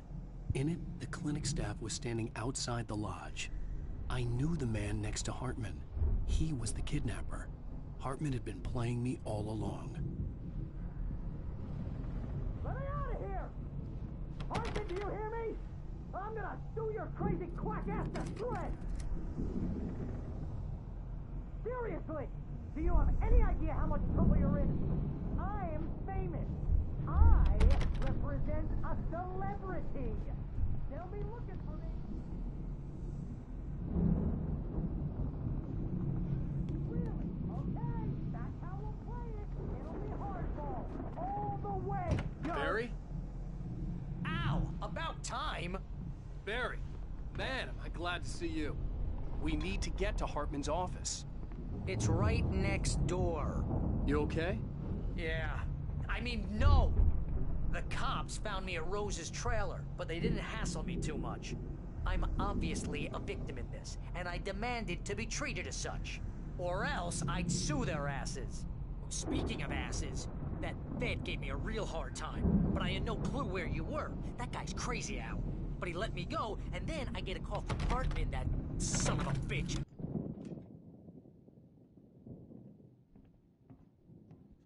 These were all the pages I had on me. And more.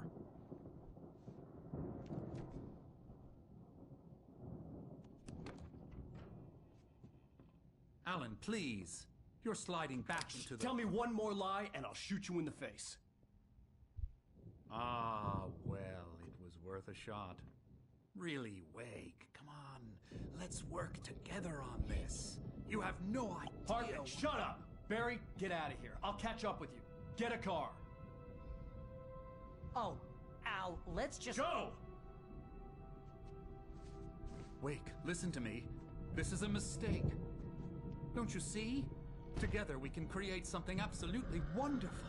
With your ability and mine.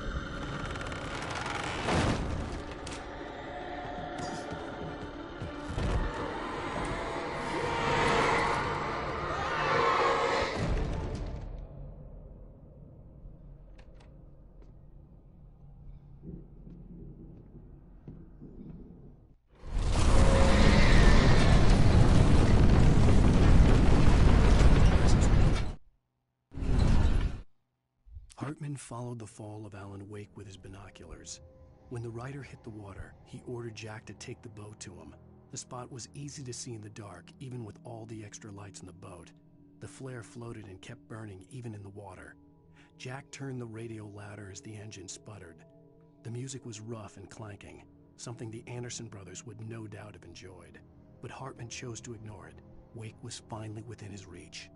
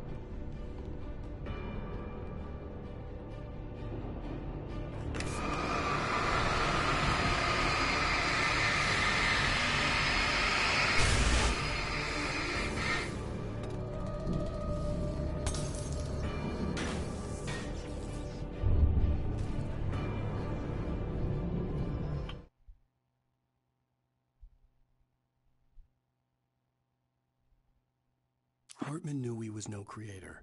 He had no ambitions on that front. And he certainly didn't want to end up like every artist he had worked with here, damaged in ways that were hard to describe, or worse. It was enough for Hartman to maintain creative control of it. Hartman knew he was no creator. He had no ambitions on that front. And he certainly didn't want to end up like every artist he had worked with here, damaged in ways that were hard to describe, or worse. It was enough for Hartman to maintain creative control and provide direction, to be a producer. That was what most of these people were in need of anyway. Of course, suitable subjects were few and far in between.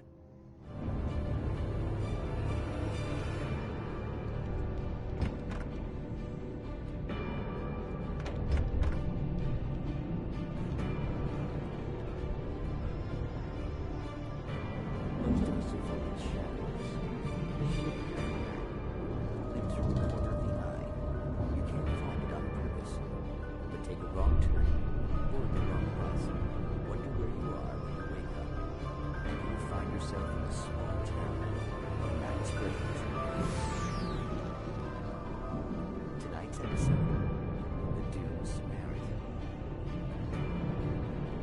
Sometimes, even the simplest things prove impossible. Consider, you get in a car and leave a life behind. Easy? Not tonight. Thanks for the ride, Mark. I'm so glad to be leaving this place. You have no idea. What, Night Springs? Come on, Linda. Relax. It's not that bad. Hey, what's that up ahead? Oh, God. There's someone in the road. I think there's been an accident.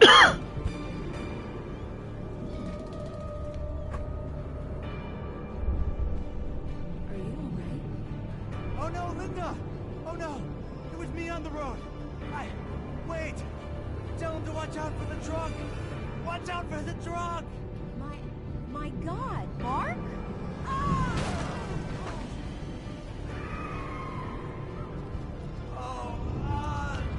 Oh, please! God, no! Linda! Linda! Thanks for the ride, Mark. I'm so glad to be leaving this place. What, Night Springs? Come on, Linda. Relax. It's not that bad. Hey, what's that up ahead? Oh, God. There's someone in the road. I think there's been an accident.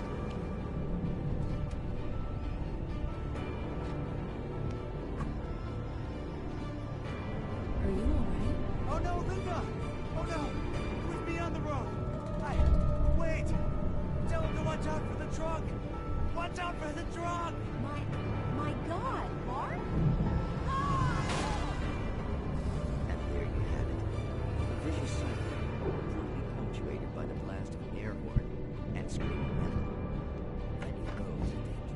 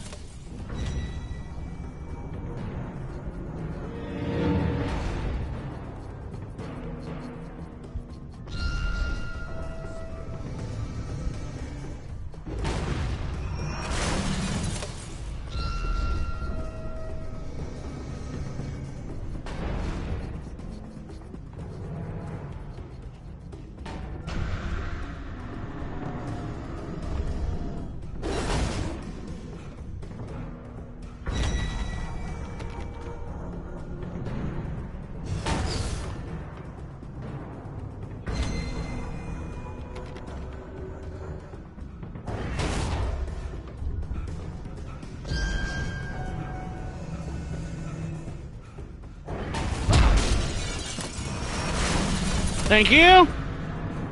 Ow! I'm here!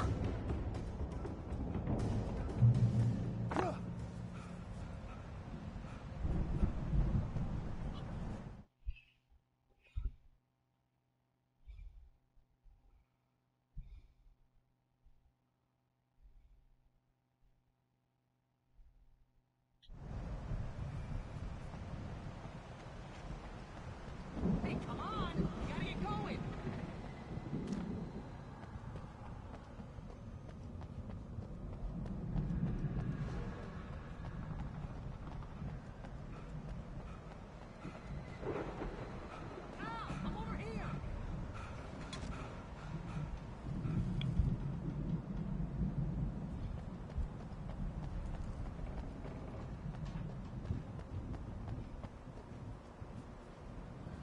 Matt, it's the marker from Dead Space.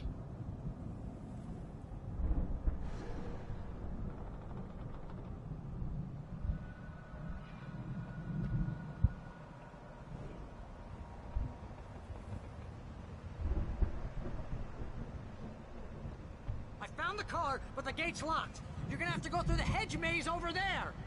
Barry, I don't have a light. Take this, Al. Oh, God! Look at the house,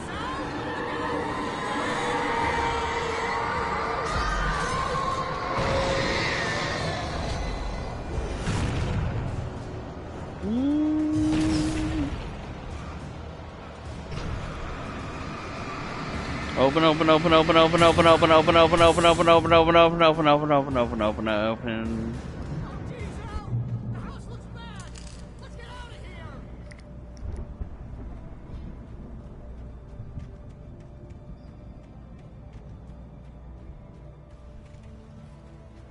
You gotta go through a hedge maze, huh?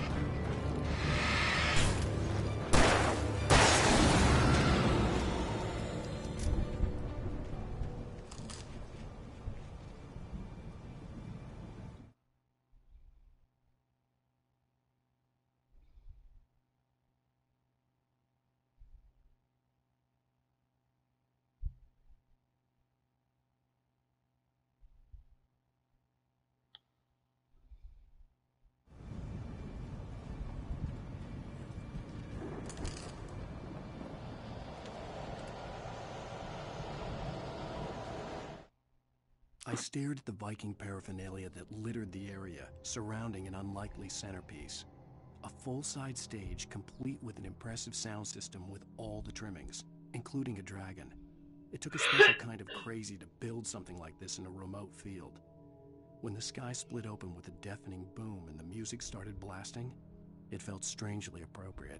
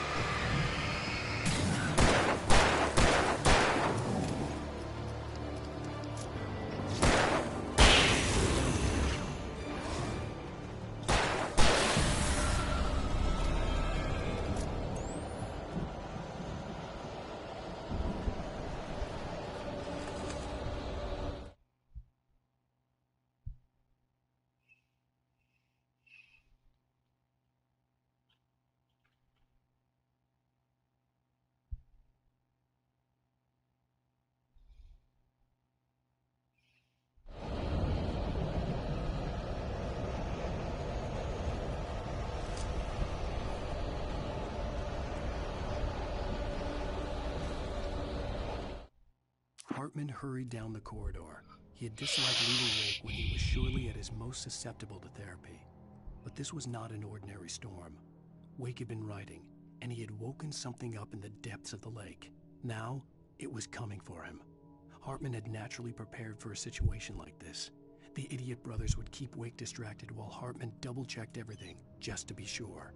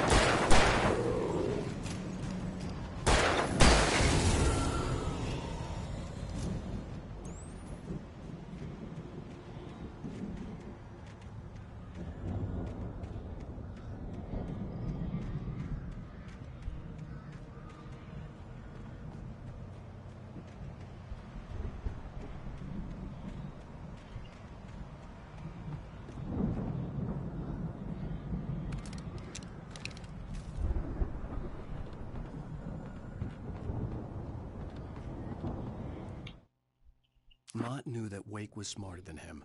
Wake had more money, a beautiful wife, everything. And Hartman said Wake was important. That made him better than Mott.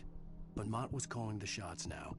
He'd expected Wake to whimper and grovel, but instead, he seemed willing to fight. Mott knew he'd gotten under Wake's skin, if only Mott actually had his wife. The thought made him shiver.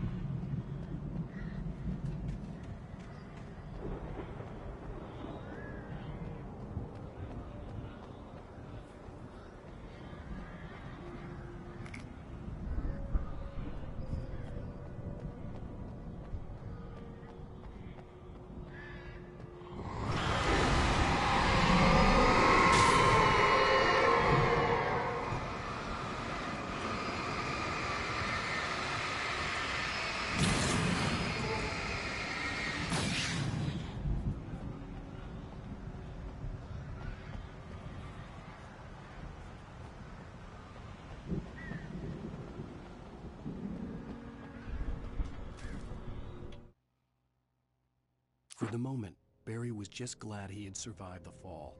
He had been separated from Al, and there was no easy way to climb back up. He told himself he'd be okay in the gloomy forest at night. He would just have to wait for a while for Al to find his way down. Barry turned when he heard the heavy footsteps and saw the movement. The man-shaped shadow lunged at him from the bushes, an axe held high. Barry screamed and threw up his hand. The world exploded.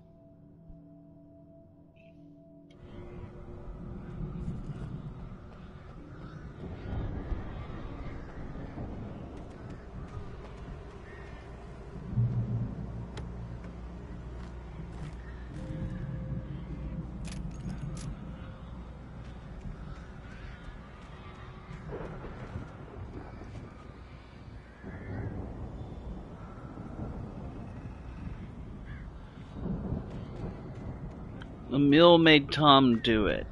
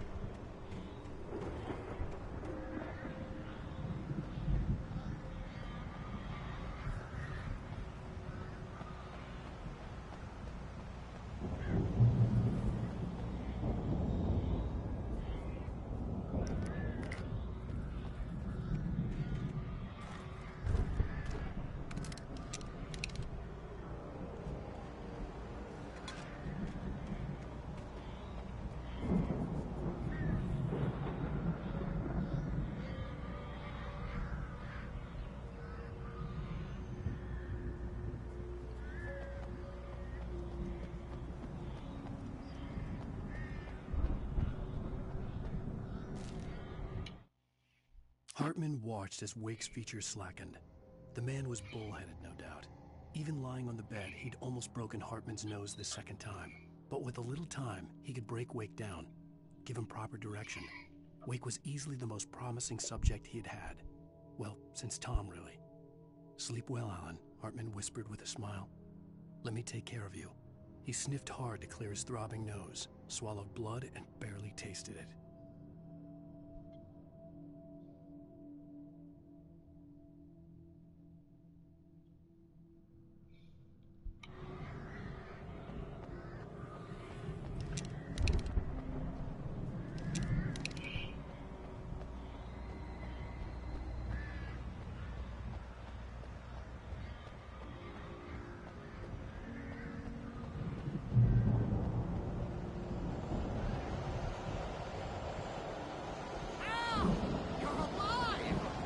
Let's get out of here.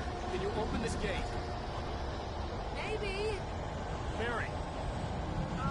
Well, I slammed it shut when the Nasty showed up, and the key fits kind of loose in the lock, so,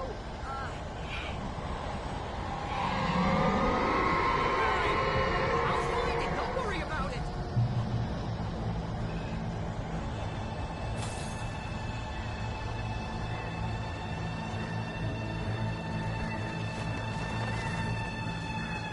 Hurry up, Barry. I'm on it.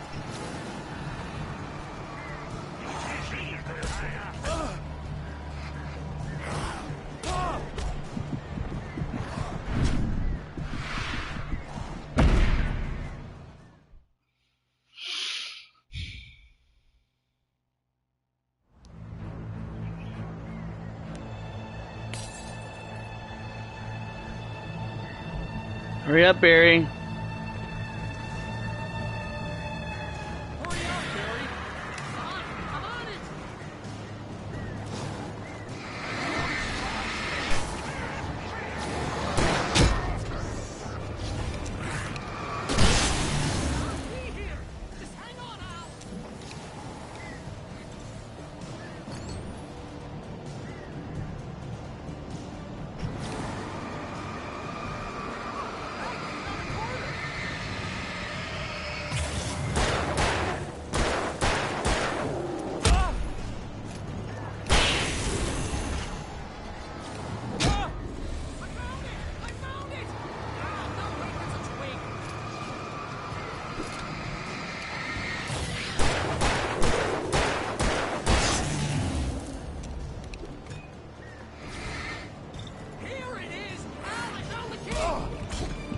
It's nice, Barry.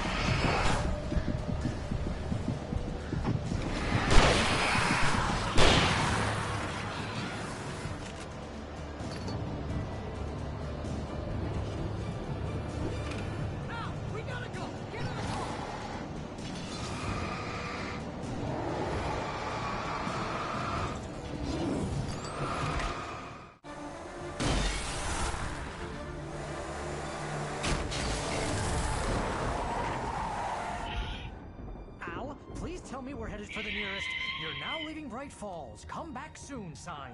We're going to the Anderson farm. I knew you were gonna say something like that. You know what? You owe me big time for this. When this is through, if we make it, I don't care what anybody says, I'm done with darkness. You're gonna buy me a tanning bed as a gift, and I'm gonna live in it.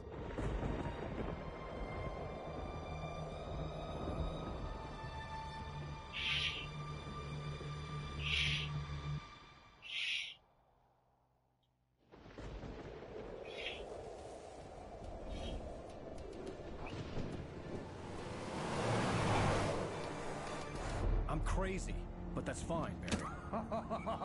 Oh, you got that right, Al. You're barking mad. You are by far the craziest. But maybe that's inevitable when you deal with crazy stuff like this. It helps. This is happening, Barry. Alice, they never had Alice. She's trapped in the darkness at the bottom of the lake, but she's not dead. Al, how can you know that? I know, Barry. I can... Al, No, listen. I can bring her back. I can find her. There's something special about this place. The lake, it does something to the works of art created here. It makes them come true. But there's a catch. The dark presence, whatever that thing is, twists it to its own ends. That's why all of this is happening. It's using my manuscript to take over everything. Al, I believe you. It happened to Thomas Zane before, it happened to the Andersons. I believe you. Crazy or not, you're not delusional. Weird shit's going down. That's a fact. I'm on board, man. I'm with you. The Andersons knew about it, but they were too far gone to tell me with all the drugs they were on. But they wrote it down. There's a message somewhere at their farm, Barry. We just need to find it. Look out!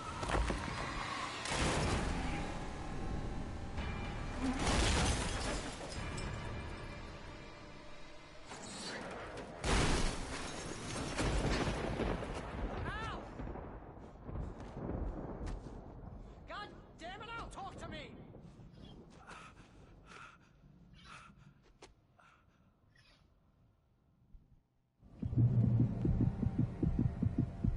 I had lost my gun in the crash. Barry was nowhere to be seen. Of course I lost my gun in the crash. Barry! Barry! Oh, man, you're okay! Jeez, it's good to hear your voice! I was trying to get out of the car, but the ground gave way. Man, what a drop! Don't worry, your cutout is fine. Forget that! Are you okay? I hit some bushes, didn't get a scratch. There's no way you can climb down, though. It's like a sheer wall. Al, there's something moving down here! Barry, it's a taken! Use a flare, Barry! Yeah! Barry, are you alright? I'm good, Al. I'm great. Guess you never messed with anyone from New York City before. You have to find your way around to the farm now. I'll be waiting. Barry, just wait for me, okay? Al, I'm not staying here. It's suicide. I'm going to the farm. I'm gonna go ahead and secure the area. You can catch up. Don't worry about it. I'm on the case. Now he's Rambo. This would turn into a disaster if I didn't catch up with Barry.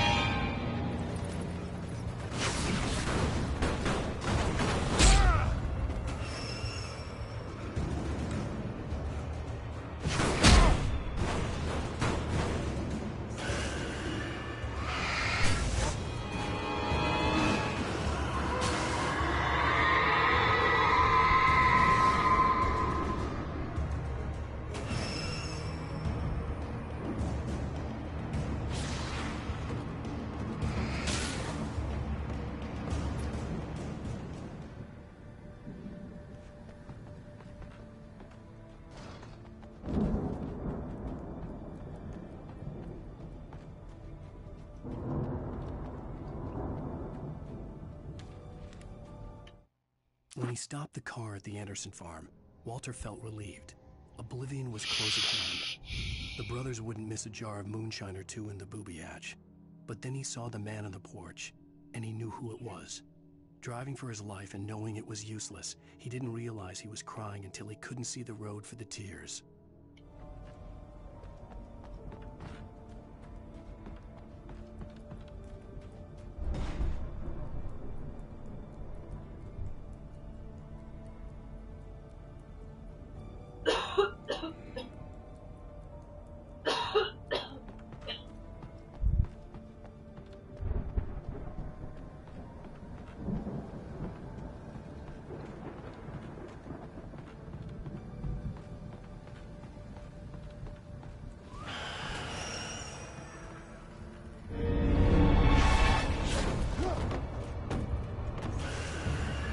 Well, that happened.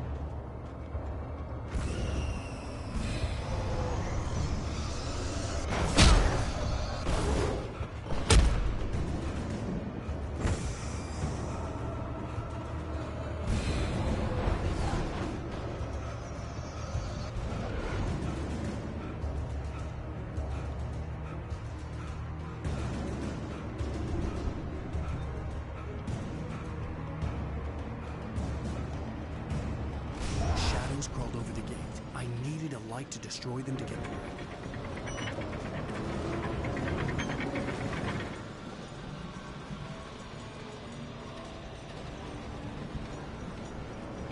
Oh, wait.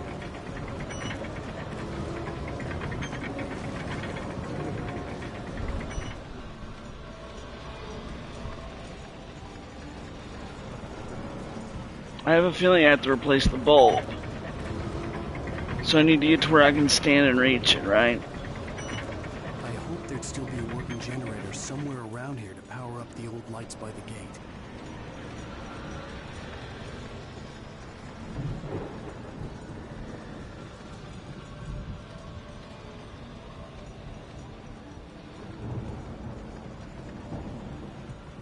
Okay, I can reach the lamp from here.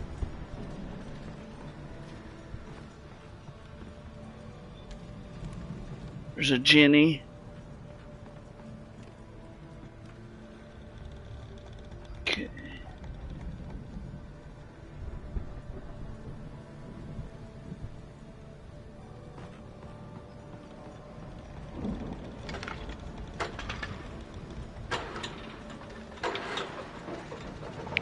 Okay, the light works. I thought I was gonna have to fix it. That's why I rotated it around here. Go, Al.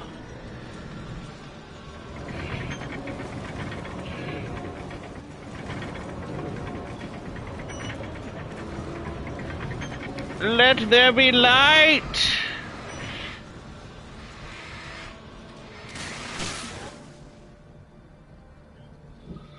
Oh, is there anything in the tunnel?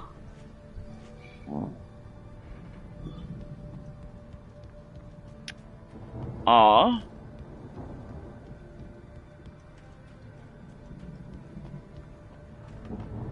I could sense the movement in the woods ahead. Facing the enemy without a weapon was dangerous, but I had no choice. Okay. Got a flashlight with very limited batteries. Trust no one in the dark. Okay. So...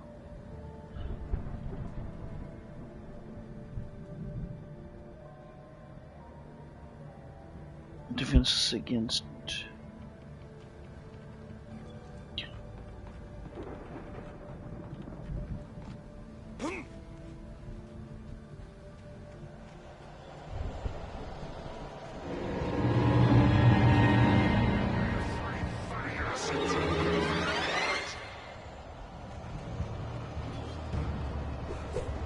Hurry!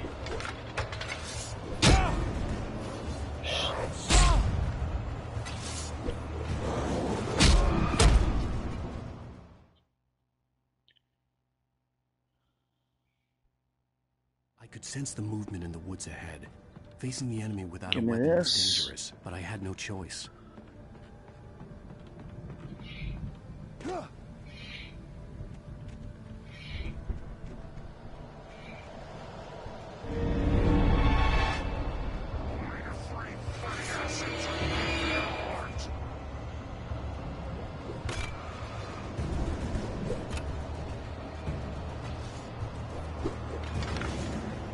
No! Run! Run! Run, run, run, run, run, run, run. Dick.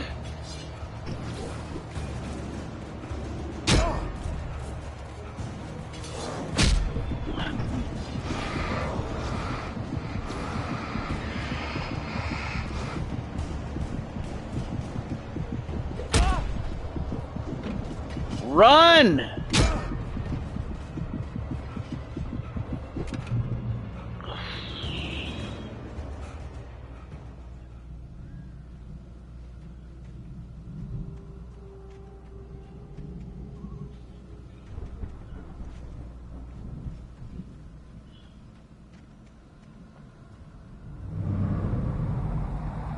A car was driving away from the farm, headed in the same general direction as I was. For all I knew, it was Barry, caught in the consequences of leaping before looking.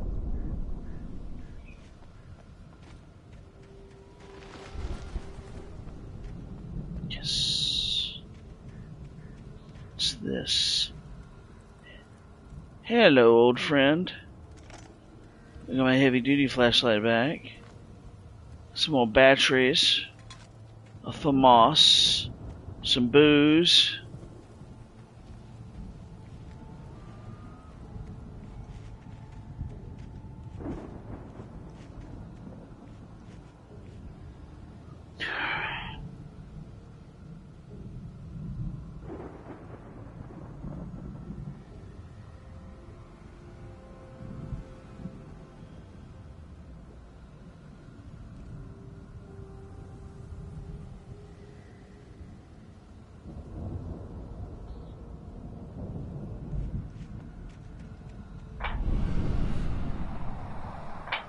The car was heading for the cabin up ahead. It wasn't far. If it was Barry, I would see the damage soon.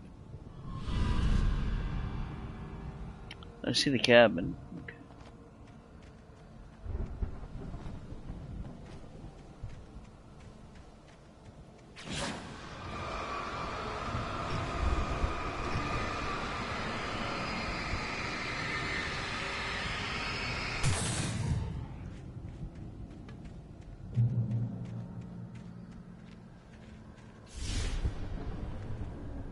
I'm trying to deliver each page to the right time and place. I'm trying to show you how the story goes. I had seen glimpses of the light before. I had seen it in my dream.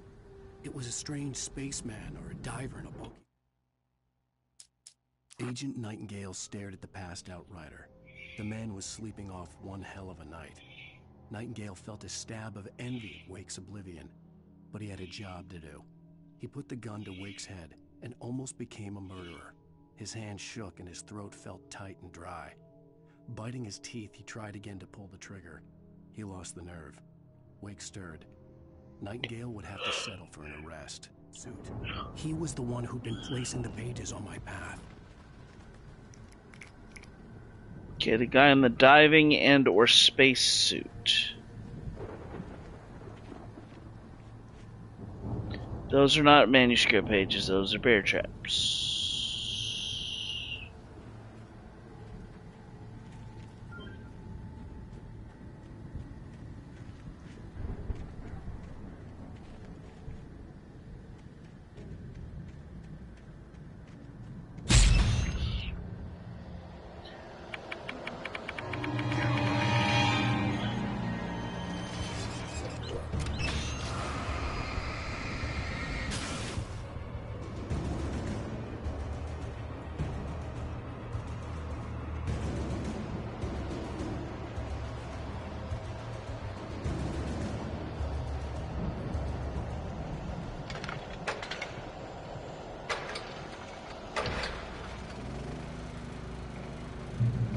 Hello, shotgun. Someone had left a gun behind. Now I had a fighting chance of reaching the farm.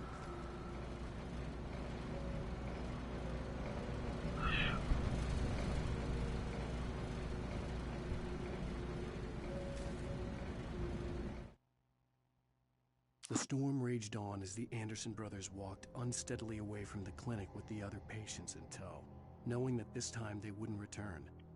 The darkness around them seethed with horrors, but Tor and Odin were unafraid. Their eyes glinted with guile. They knew every secret path, and there was blood on their hands. They had fought these shades before. The dark presence followed the choreography laid out to it in the manuscript, growing stronger and stronger, moving like a storm from one scene of destruction to the next. But it was still bound to follow the story and chained to the dark place it came from. When the story reached the end it longed for, it would finally be free. Interesting.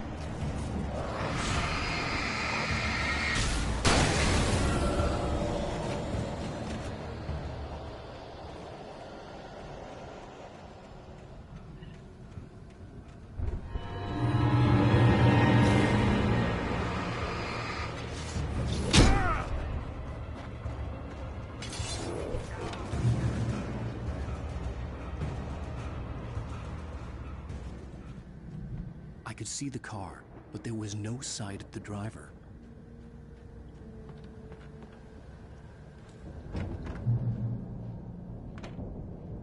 Hello? Anybody here? Barry! No! Danny, you're not! Please! What are you?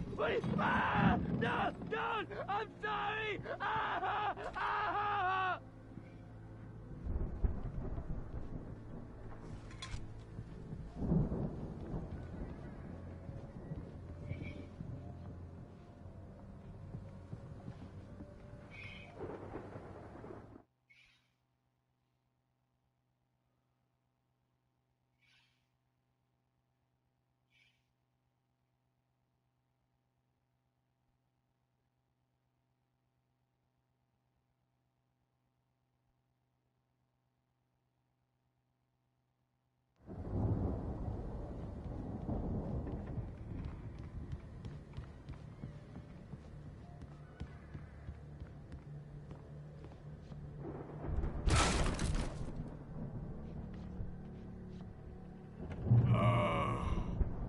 I know you. You were in jail the other day. I went to the farm again for the moonshine, you know? It makes you see. They're not gonna miss it. They're in the loony bin. But my buddy, Danny, I lost him. Something's gone wrong with him. It's not him. Like a real bad follow-up to a real good movie. I've run through every possible course in my head. If I continue like the Dark Presence wants me to, the story I'm writing won't save Alice. It's a horror story, and it's going to kill her, and me, and everybody in this town. No one will survive. Darkness will consume everything. This is what it's wanted all along. It will be free, unstoppable. It used Alice to get to me, dangled her in front of me to keep me going. It was never going to release her. I'm going to change this. I'll escape. I've written myself into the story. I'm now the protagonist. This feels like a terrible risk, but it's the only way to save Alice. I'll be bound by the events of the story just as much as anyone else who's been woven into it. The story must stay true for this to work. There have to be victims along the way, near escapes, cliffhangers. In a horror story, it can't be certain that the hero will succeed or even survive. He almost has to die. I'll write my own escape into the story next. I need help. Zane's going to be the one who will help me. I'll make it happen.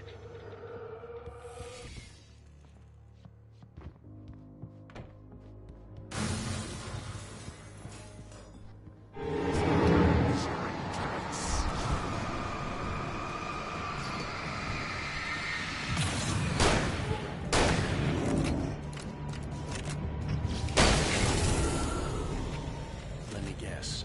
Danny, huh?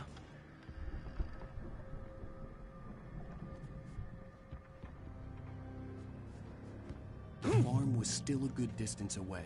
I'd need a car to get there fast.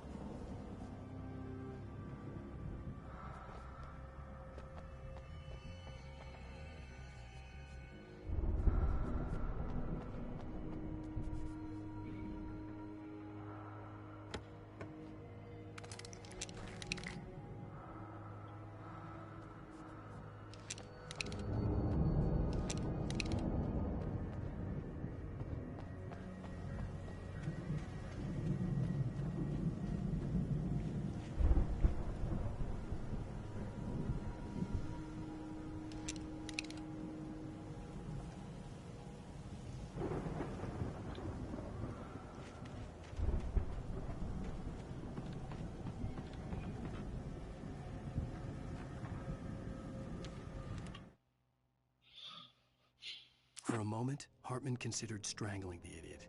Mott was mean-spirited, but easily manipulated, an emotional infant who lived for his approval. Wake, by contrast, was a far more difficult subject. Mott had given him too much leash. In 2 days, who knew what could happen? Hartman would have to find a way to rein him in, and quickly.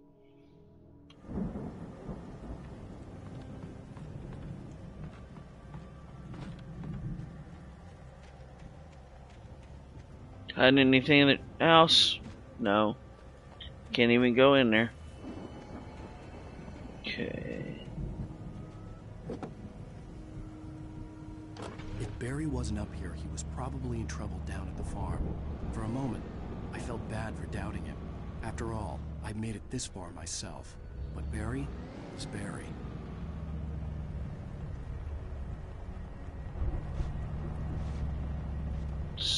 Got it. Why wouldn't you leave the headlights on, knowing that the light kills the monsters that are chasing us?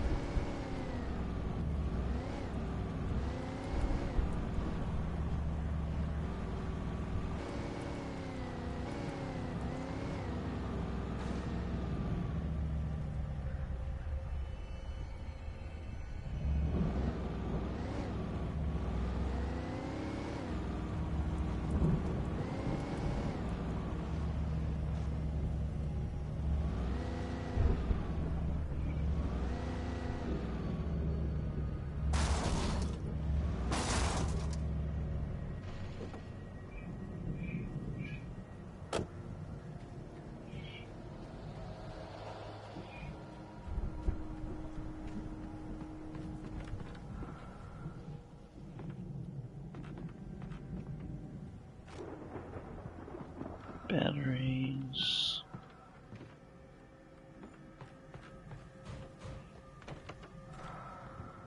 Revolver bullets.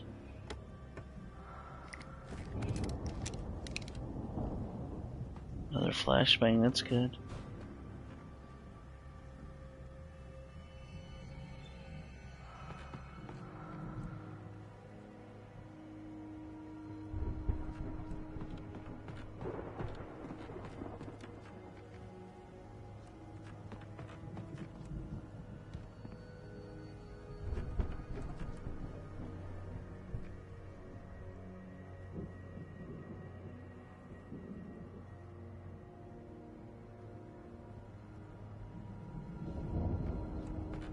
Okay.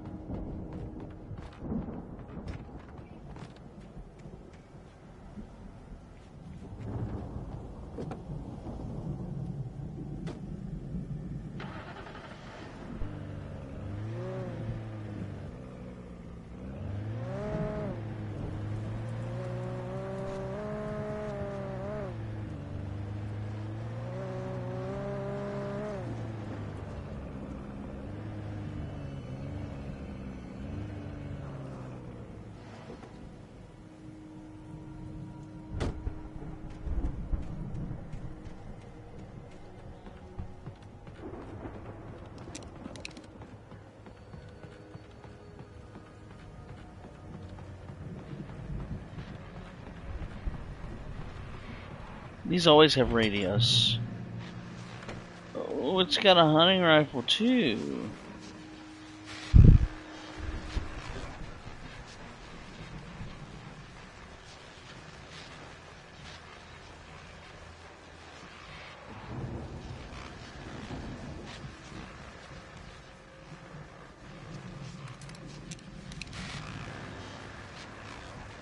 Well, as I'm sure everyone's noticed, that storm we all felt coming is finally here. The boys at the Weather Service reckon it'll last until morning at the very least. Pertaining to that, let me read that missing persons alert again. The Sheriff's Department's still looking for a Caucasian woman, 30 years old, slim and blonde with blue eyes. She may be lost in the woods, and it's possible she's been injured in a car accident. If you see her, please make sure you get her indoors and call the sheriff. It's bad weather to be caught out in, so if you see someone in the area who maybe looks a little confused, give them a hand, all right? This is Pat Main on KBF FM, hoping you're all safe and warm tonight.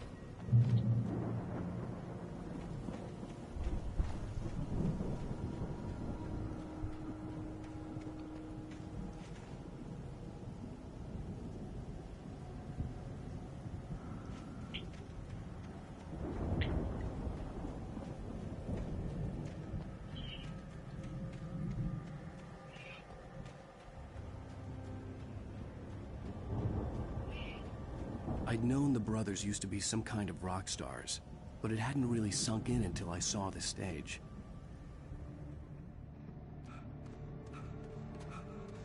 Ow! Run! Incoming! There's too many of them!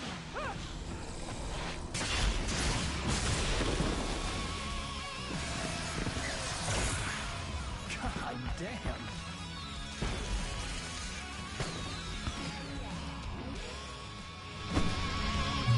I'm so glad you decided to go it alone, Mr. Bronson. Shut up and shoot! Ow! We have to fight them all! I can set off more fireworks! Help you out! Hey, Al! You notice there's a lot of ammo and stuff around? This place is stuck! I'm trying to get the stage lights on!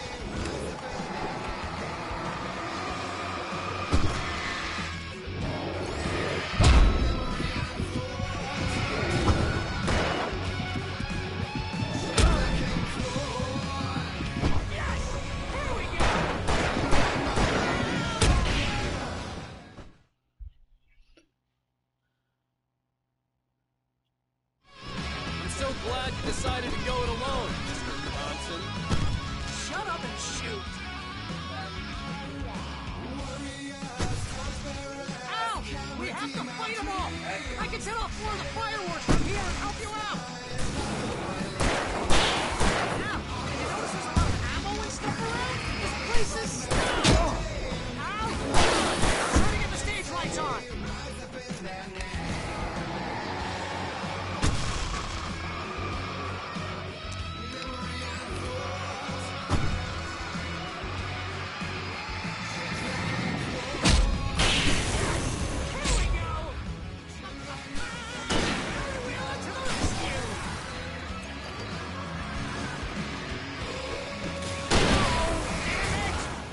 Goddamn turn of the century wiring!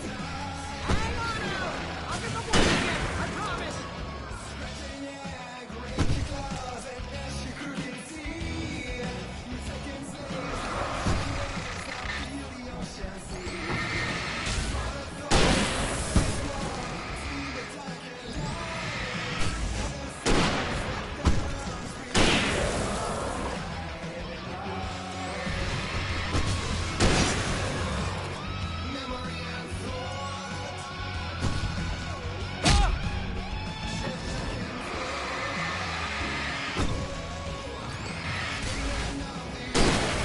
Now, stay in the light!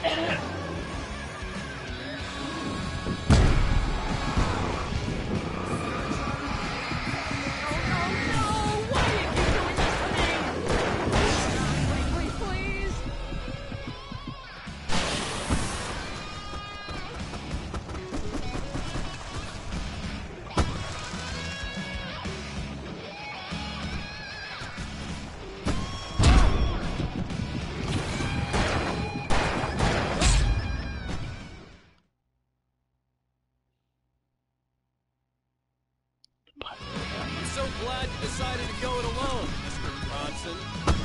Shut up and shoot! Ow! We have to fight them all! I can set off more of the fireworks from here and help you out! Hey, Al! Did you notice there's a lot of ammo and stuff around? This place is stuck! Ow! Hold on! I'll try to get the stage lights on!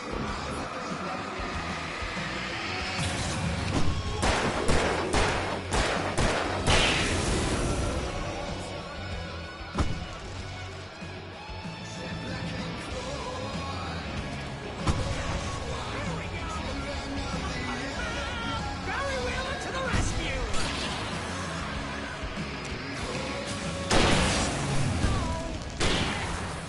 Goddamn turn of the century wiring!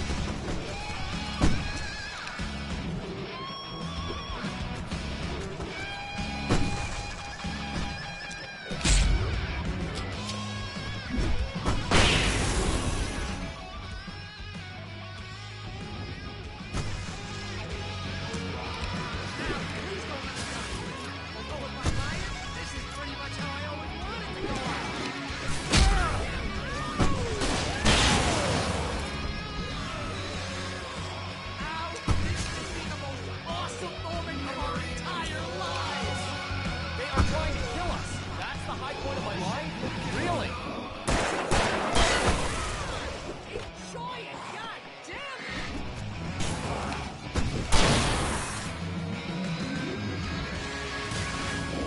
There!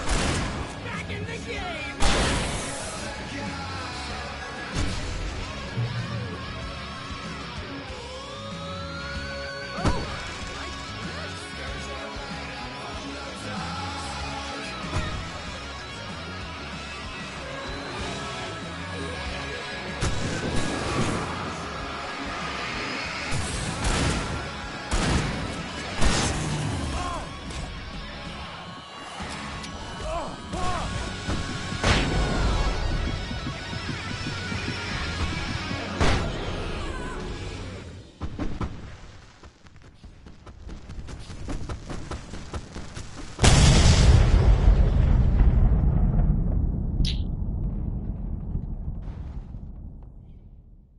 I think that was the moonshine stash. That was awesome!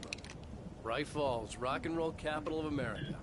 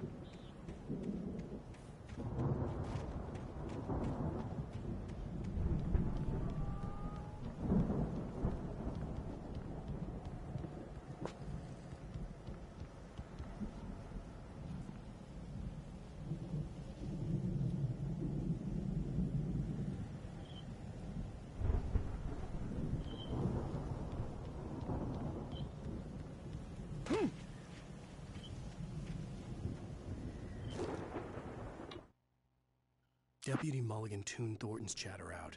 He didn't think riders were particularly useful people, and a huge manhunt for one struck him as idiotic. Certainly not worth the missed opportunity for coffee and pie. It wasn't even clear what the man had done, except run from them at the trailer park. Mulligan knew he wasn't alone. The sheriff's patience with the Fed was running out.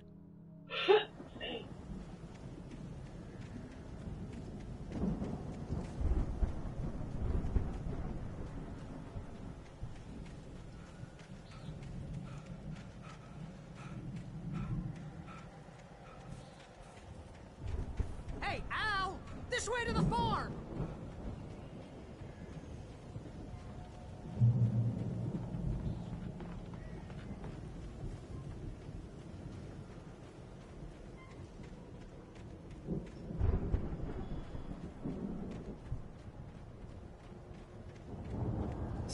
bestseller. No reason to worry. Your cutout's good as new, right where I left it. I'll come back for it once we have the place secured. Yeah, that's been my biggest worry all this time. We need to get this thing moved out of the way. This is as far as I got before they ambushed me.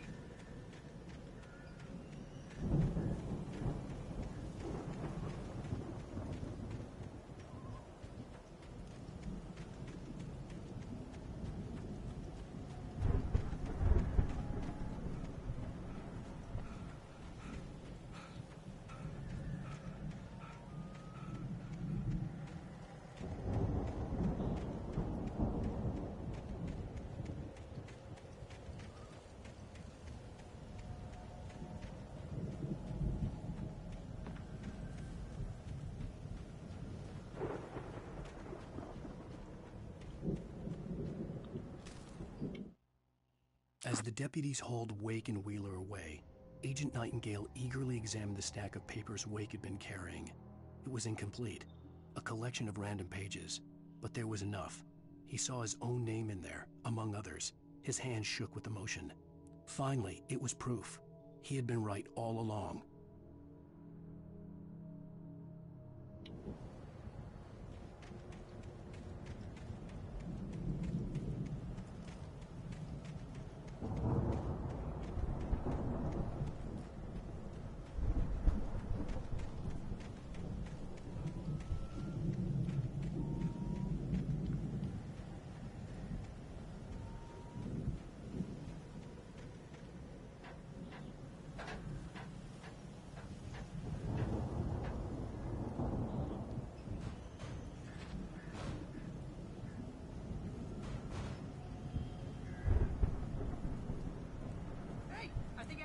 Here has something to say.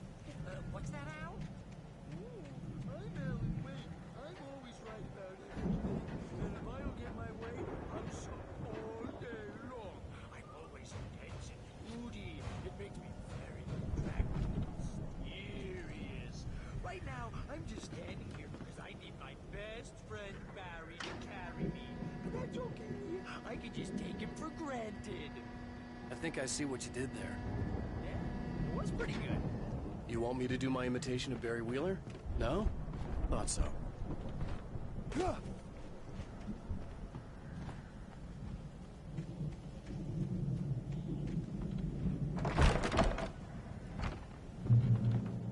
Wow! You look at that thing, Al! They really went all out with this Viking crap, didn't they? Look at all this stuff. They must have done okay for themselves, so how come I never... Sleep. We all spend a third of our Night dreams in Springs. a soft embrace, Man, somewhere what's that between memory? fantasy and Hey, oblivion. remember when I got you that gig? But Your dreams first have a real way of writing forcing job. What got you themselves into started? waking life, Ooh, is this one of your or vice episodes? versa. In Night Springs. Tonight's episode: The Dream of Dreams. That's by someone else. We join Mr. Jones as he explores the endless dreamscape, only to be brought to a sudden stop by a decidedly mundane situation. A long line of people. Hey, Jones, right? Listen, we're gonna have to wait until this Wow, who's that? You don't know him. Oh, you knew? He's the guy dreaming us. Well, not just us. He dreams everything. All of this. But wait, no. I'm the one who's dreaming. I'm asleep. Isn't this my dream? Oh, yeah. Sure. Get real, pal. You're just another dream. I'm a dream. You're a dream. The weirdo in the diving suit is a dream, and the girl made of smiles and sunshine is definitely a dream. But I'm pretty sure I'm dreaming this. Well, maybe you're a really confused dream. What am I, a shrink? All I know is I'm going with the smart guys, and they say that's the guy doing the dreaming. Right there. I don't know what that means. It means we keep him down here. No sudden falls. We make sure he has his clothes on. He's nipping at his heels and he runs like crazy, but his legs don't seem to get him anywhere. None of that. Because if he wakes up in a cold sweat... Yeah, precisely. So we wait till he wants to move on. Keep things nice and calm.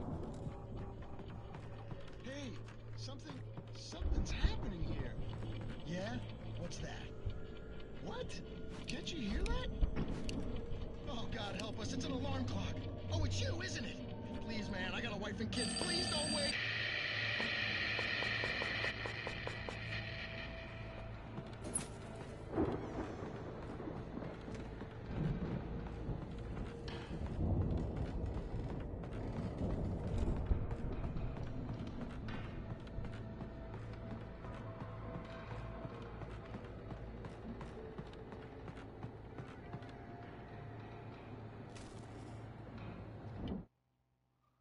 It's 1976. Madness reigns at the Anderson farm. Contrary to all logic, the headiest ingredient of their moonshine is unfiltered water from Cauldron Lake. The Andersons feel like gods. Odin can't stop laughing. He contemplates cutting his eye out. Tor runs across the field, naked, shrieking, hammer in his hand, trying to catch lightning. Their songs have power. Something ancient is stirring in the depths, coming back.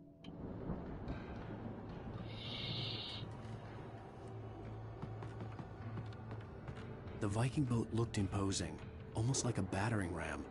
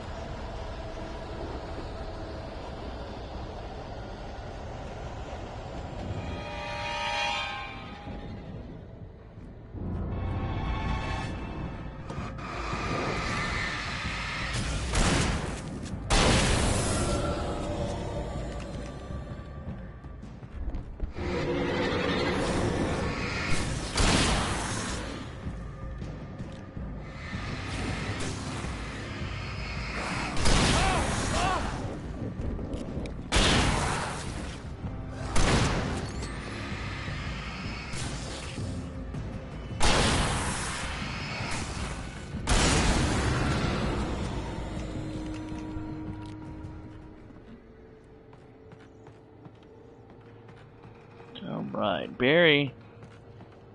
Barry, where'd you go?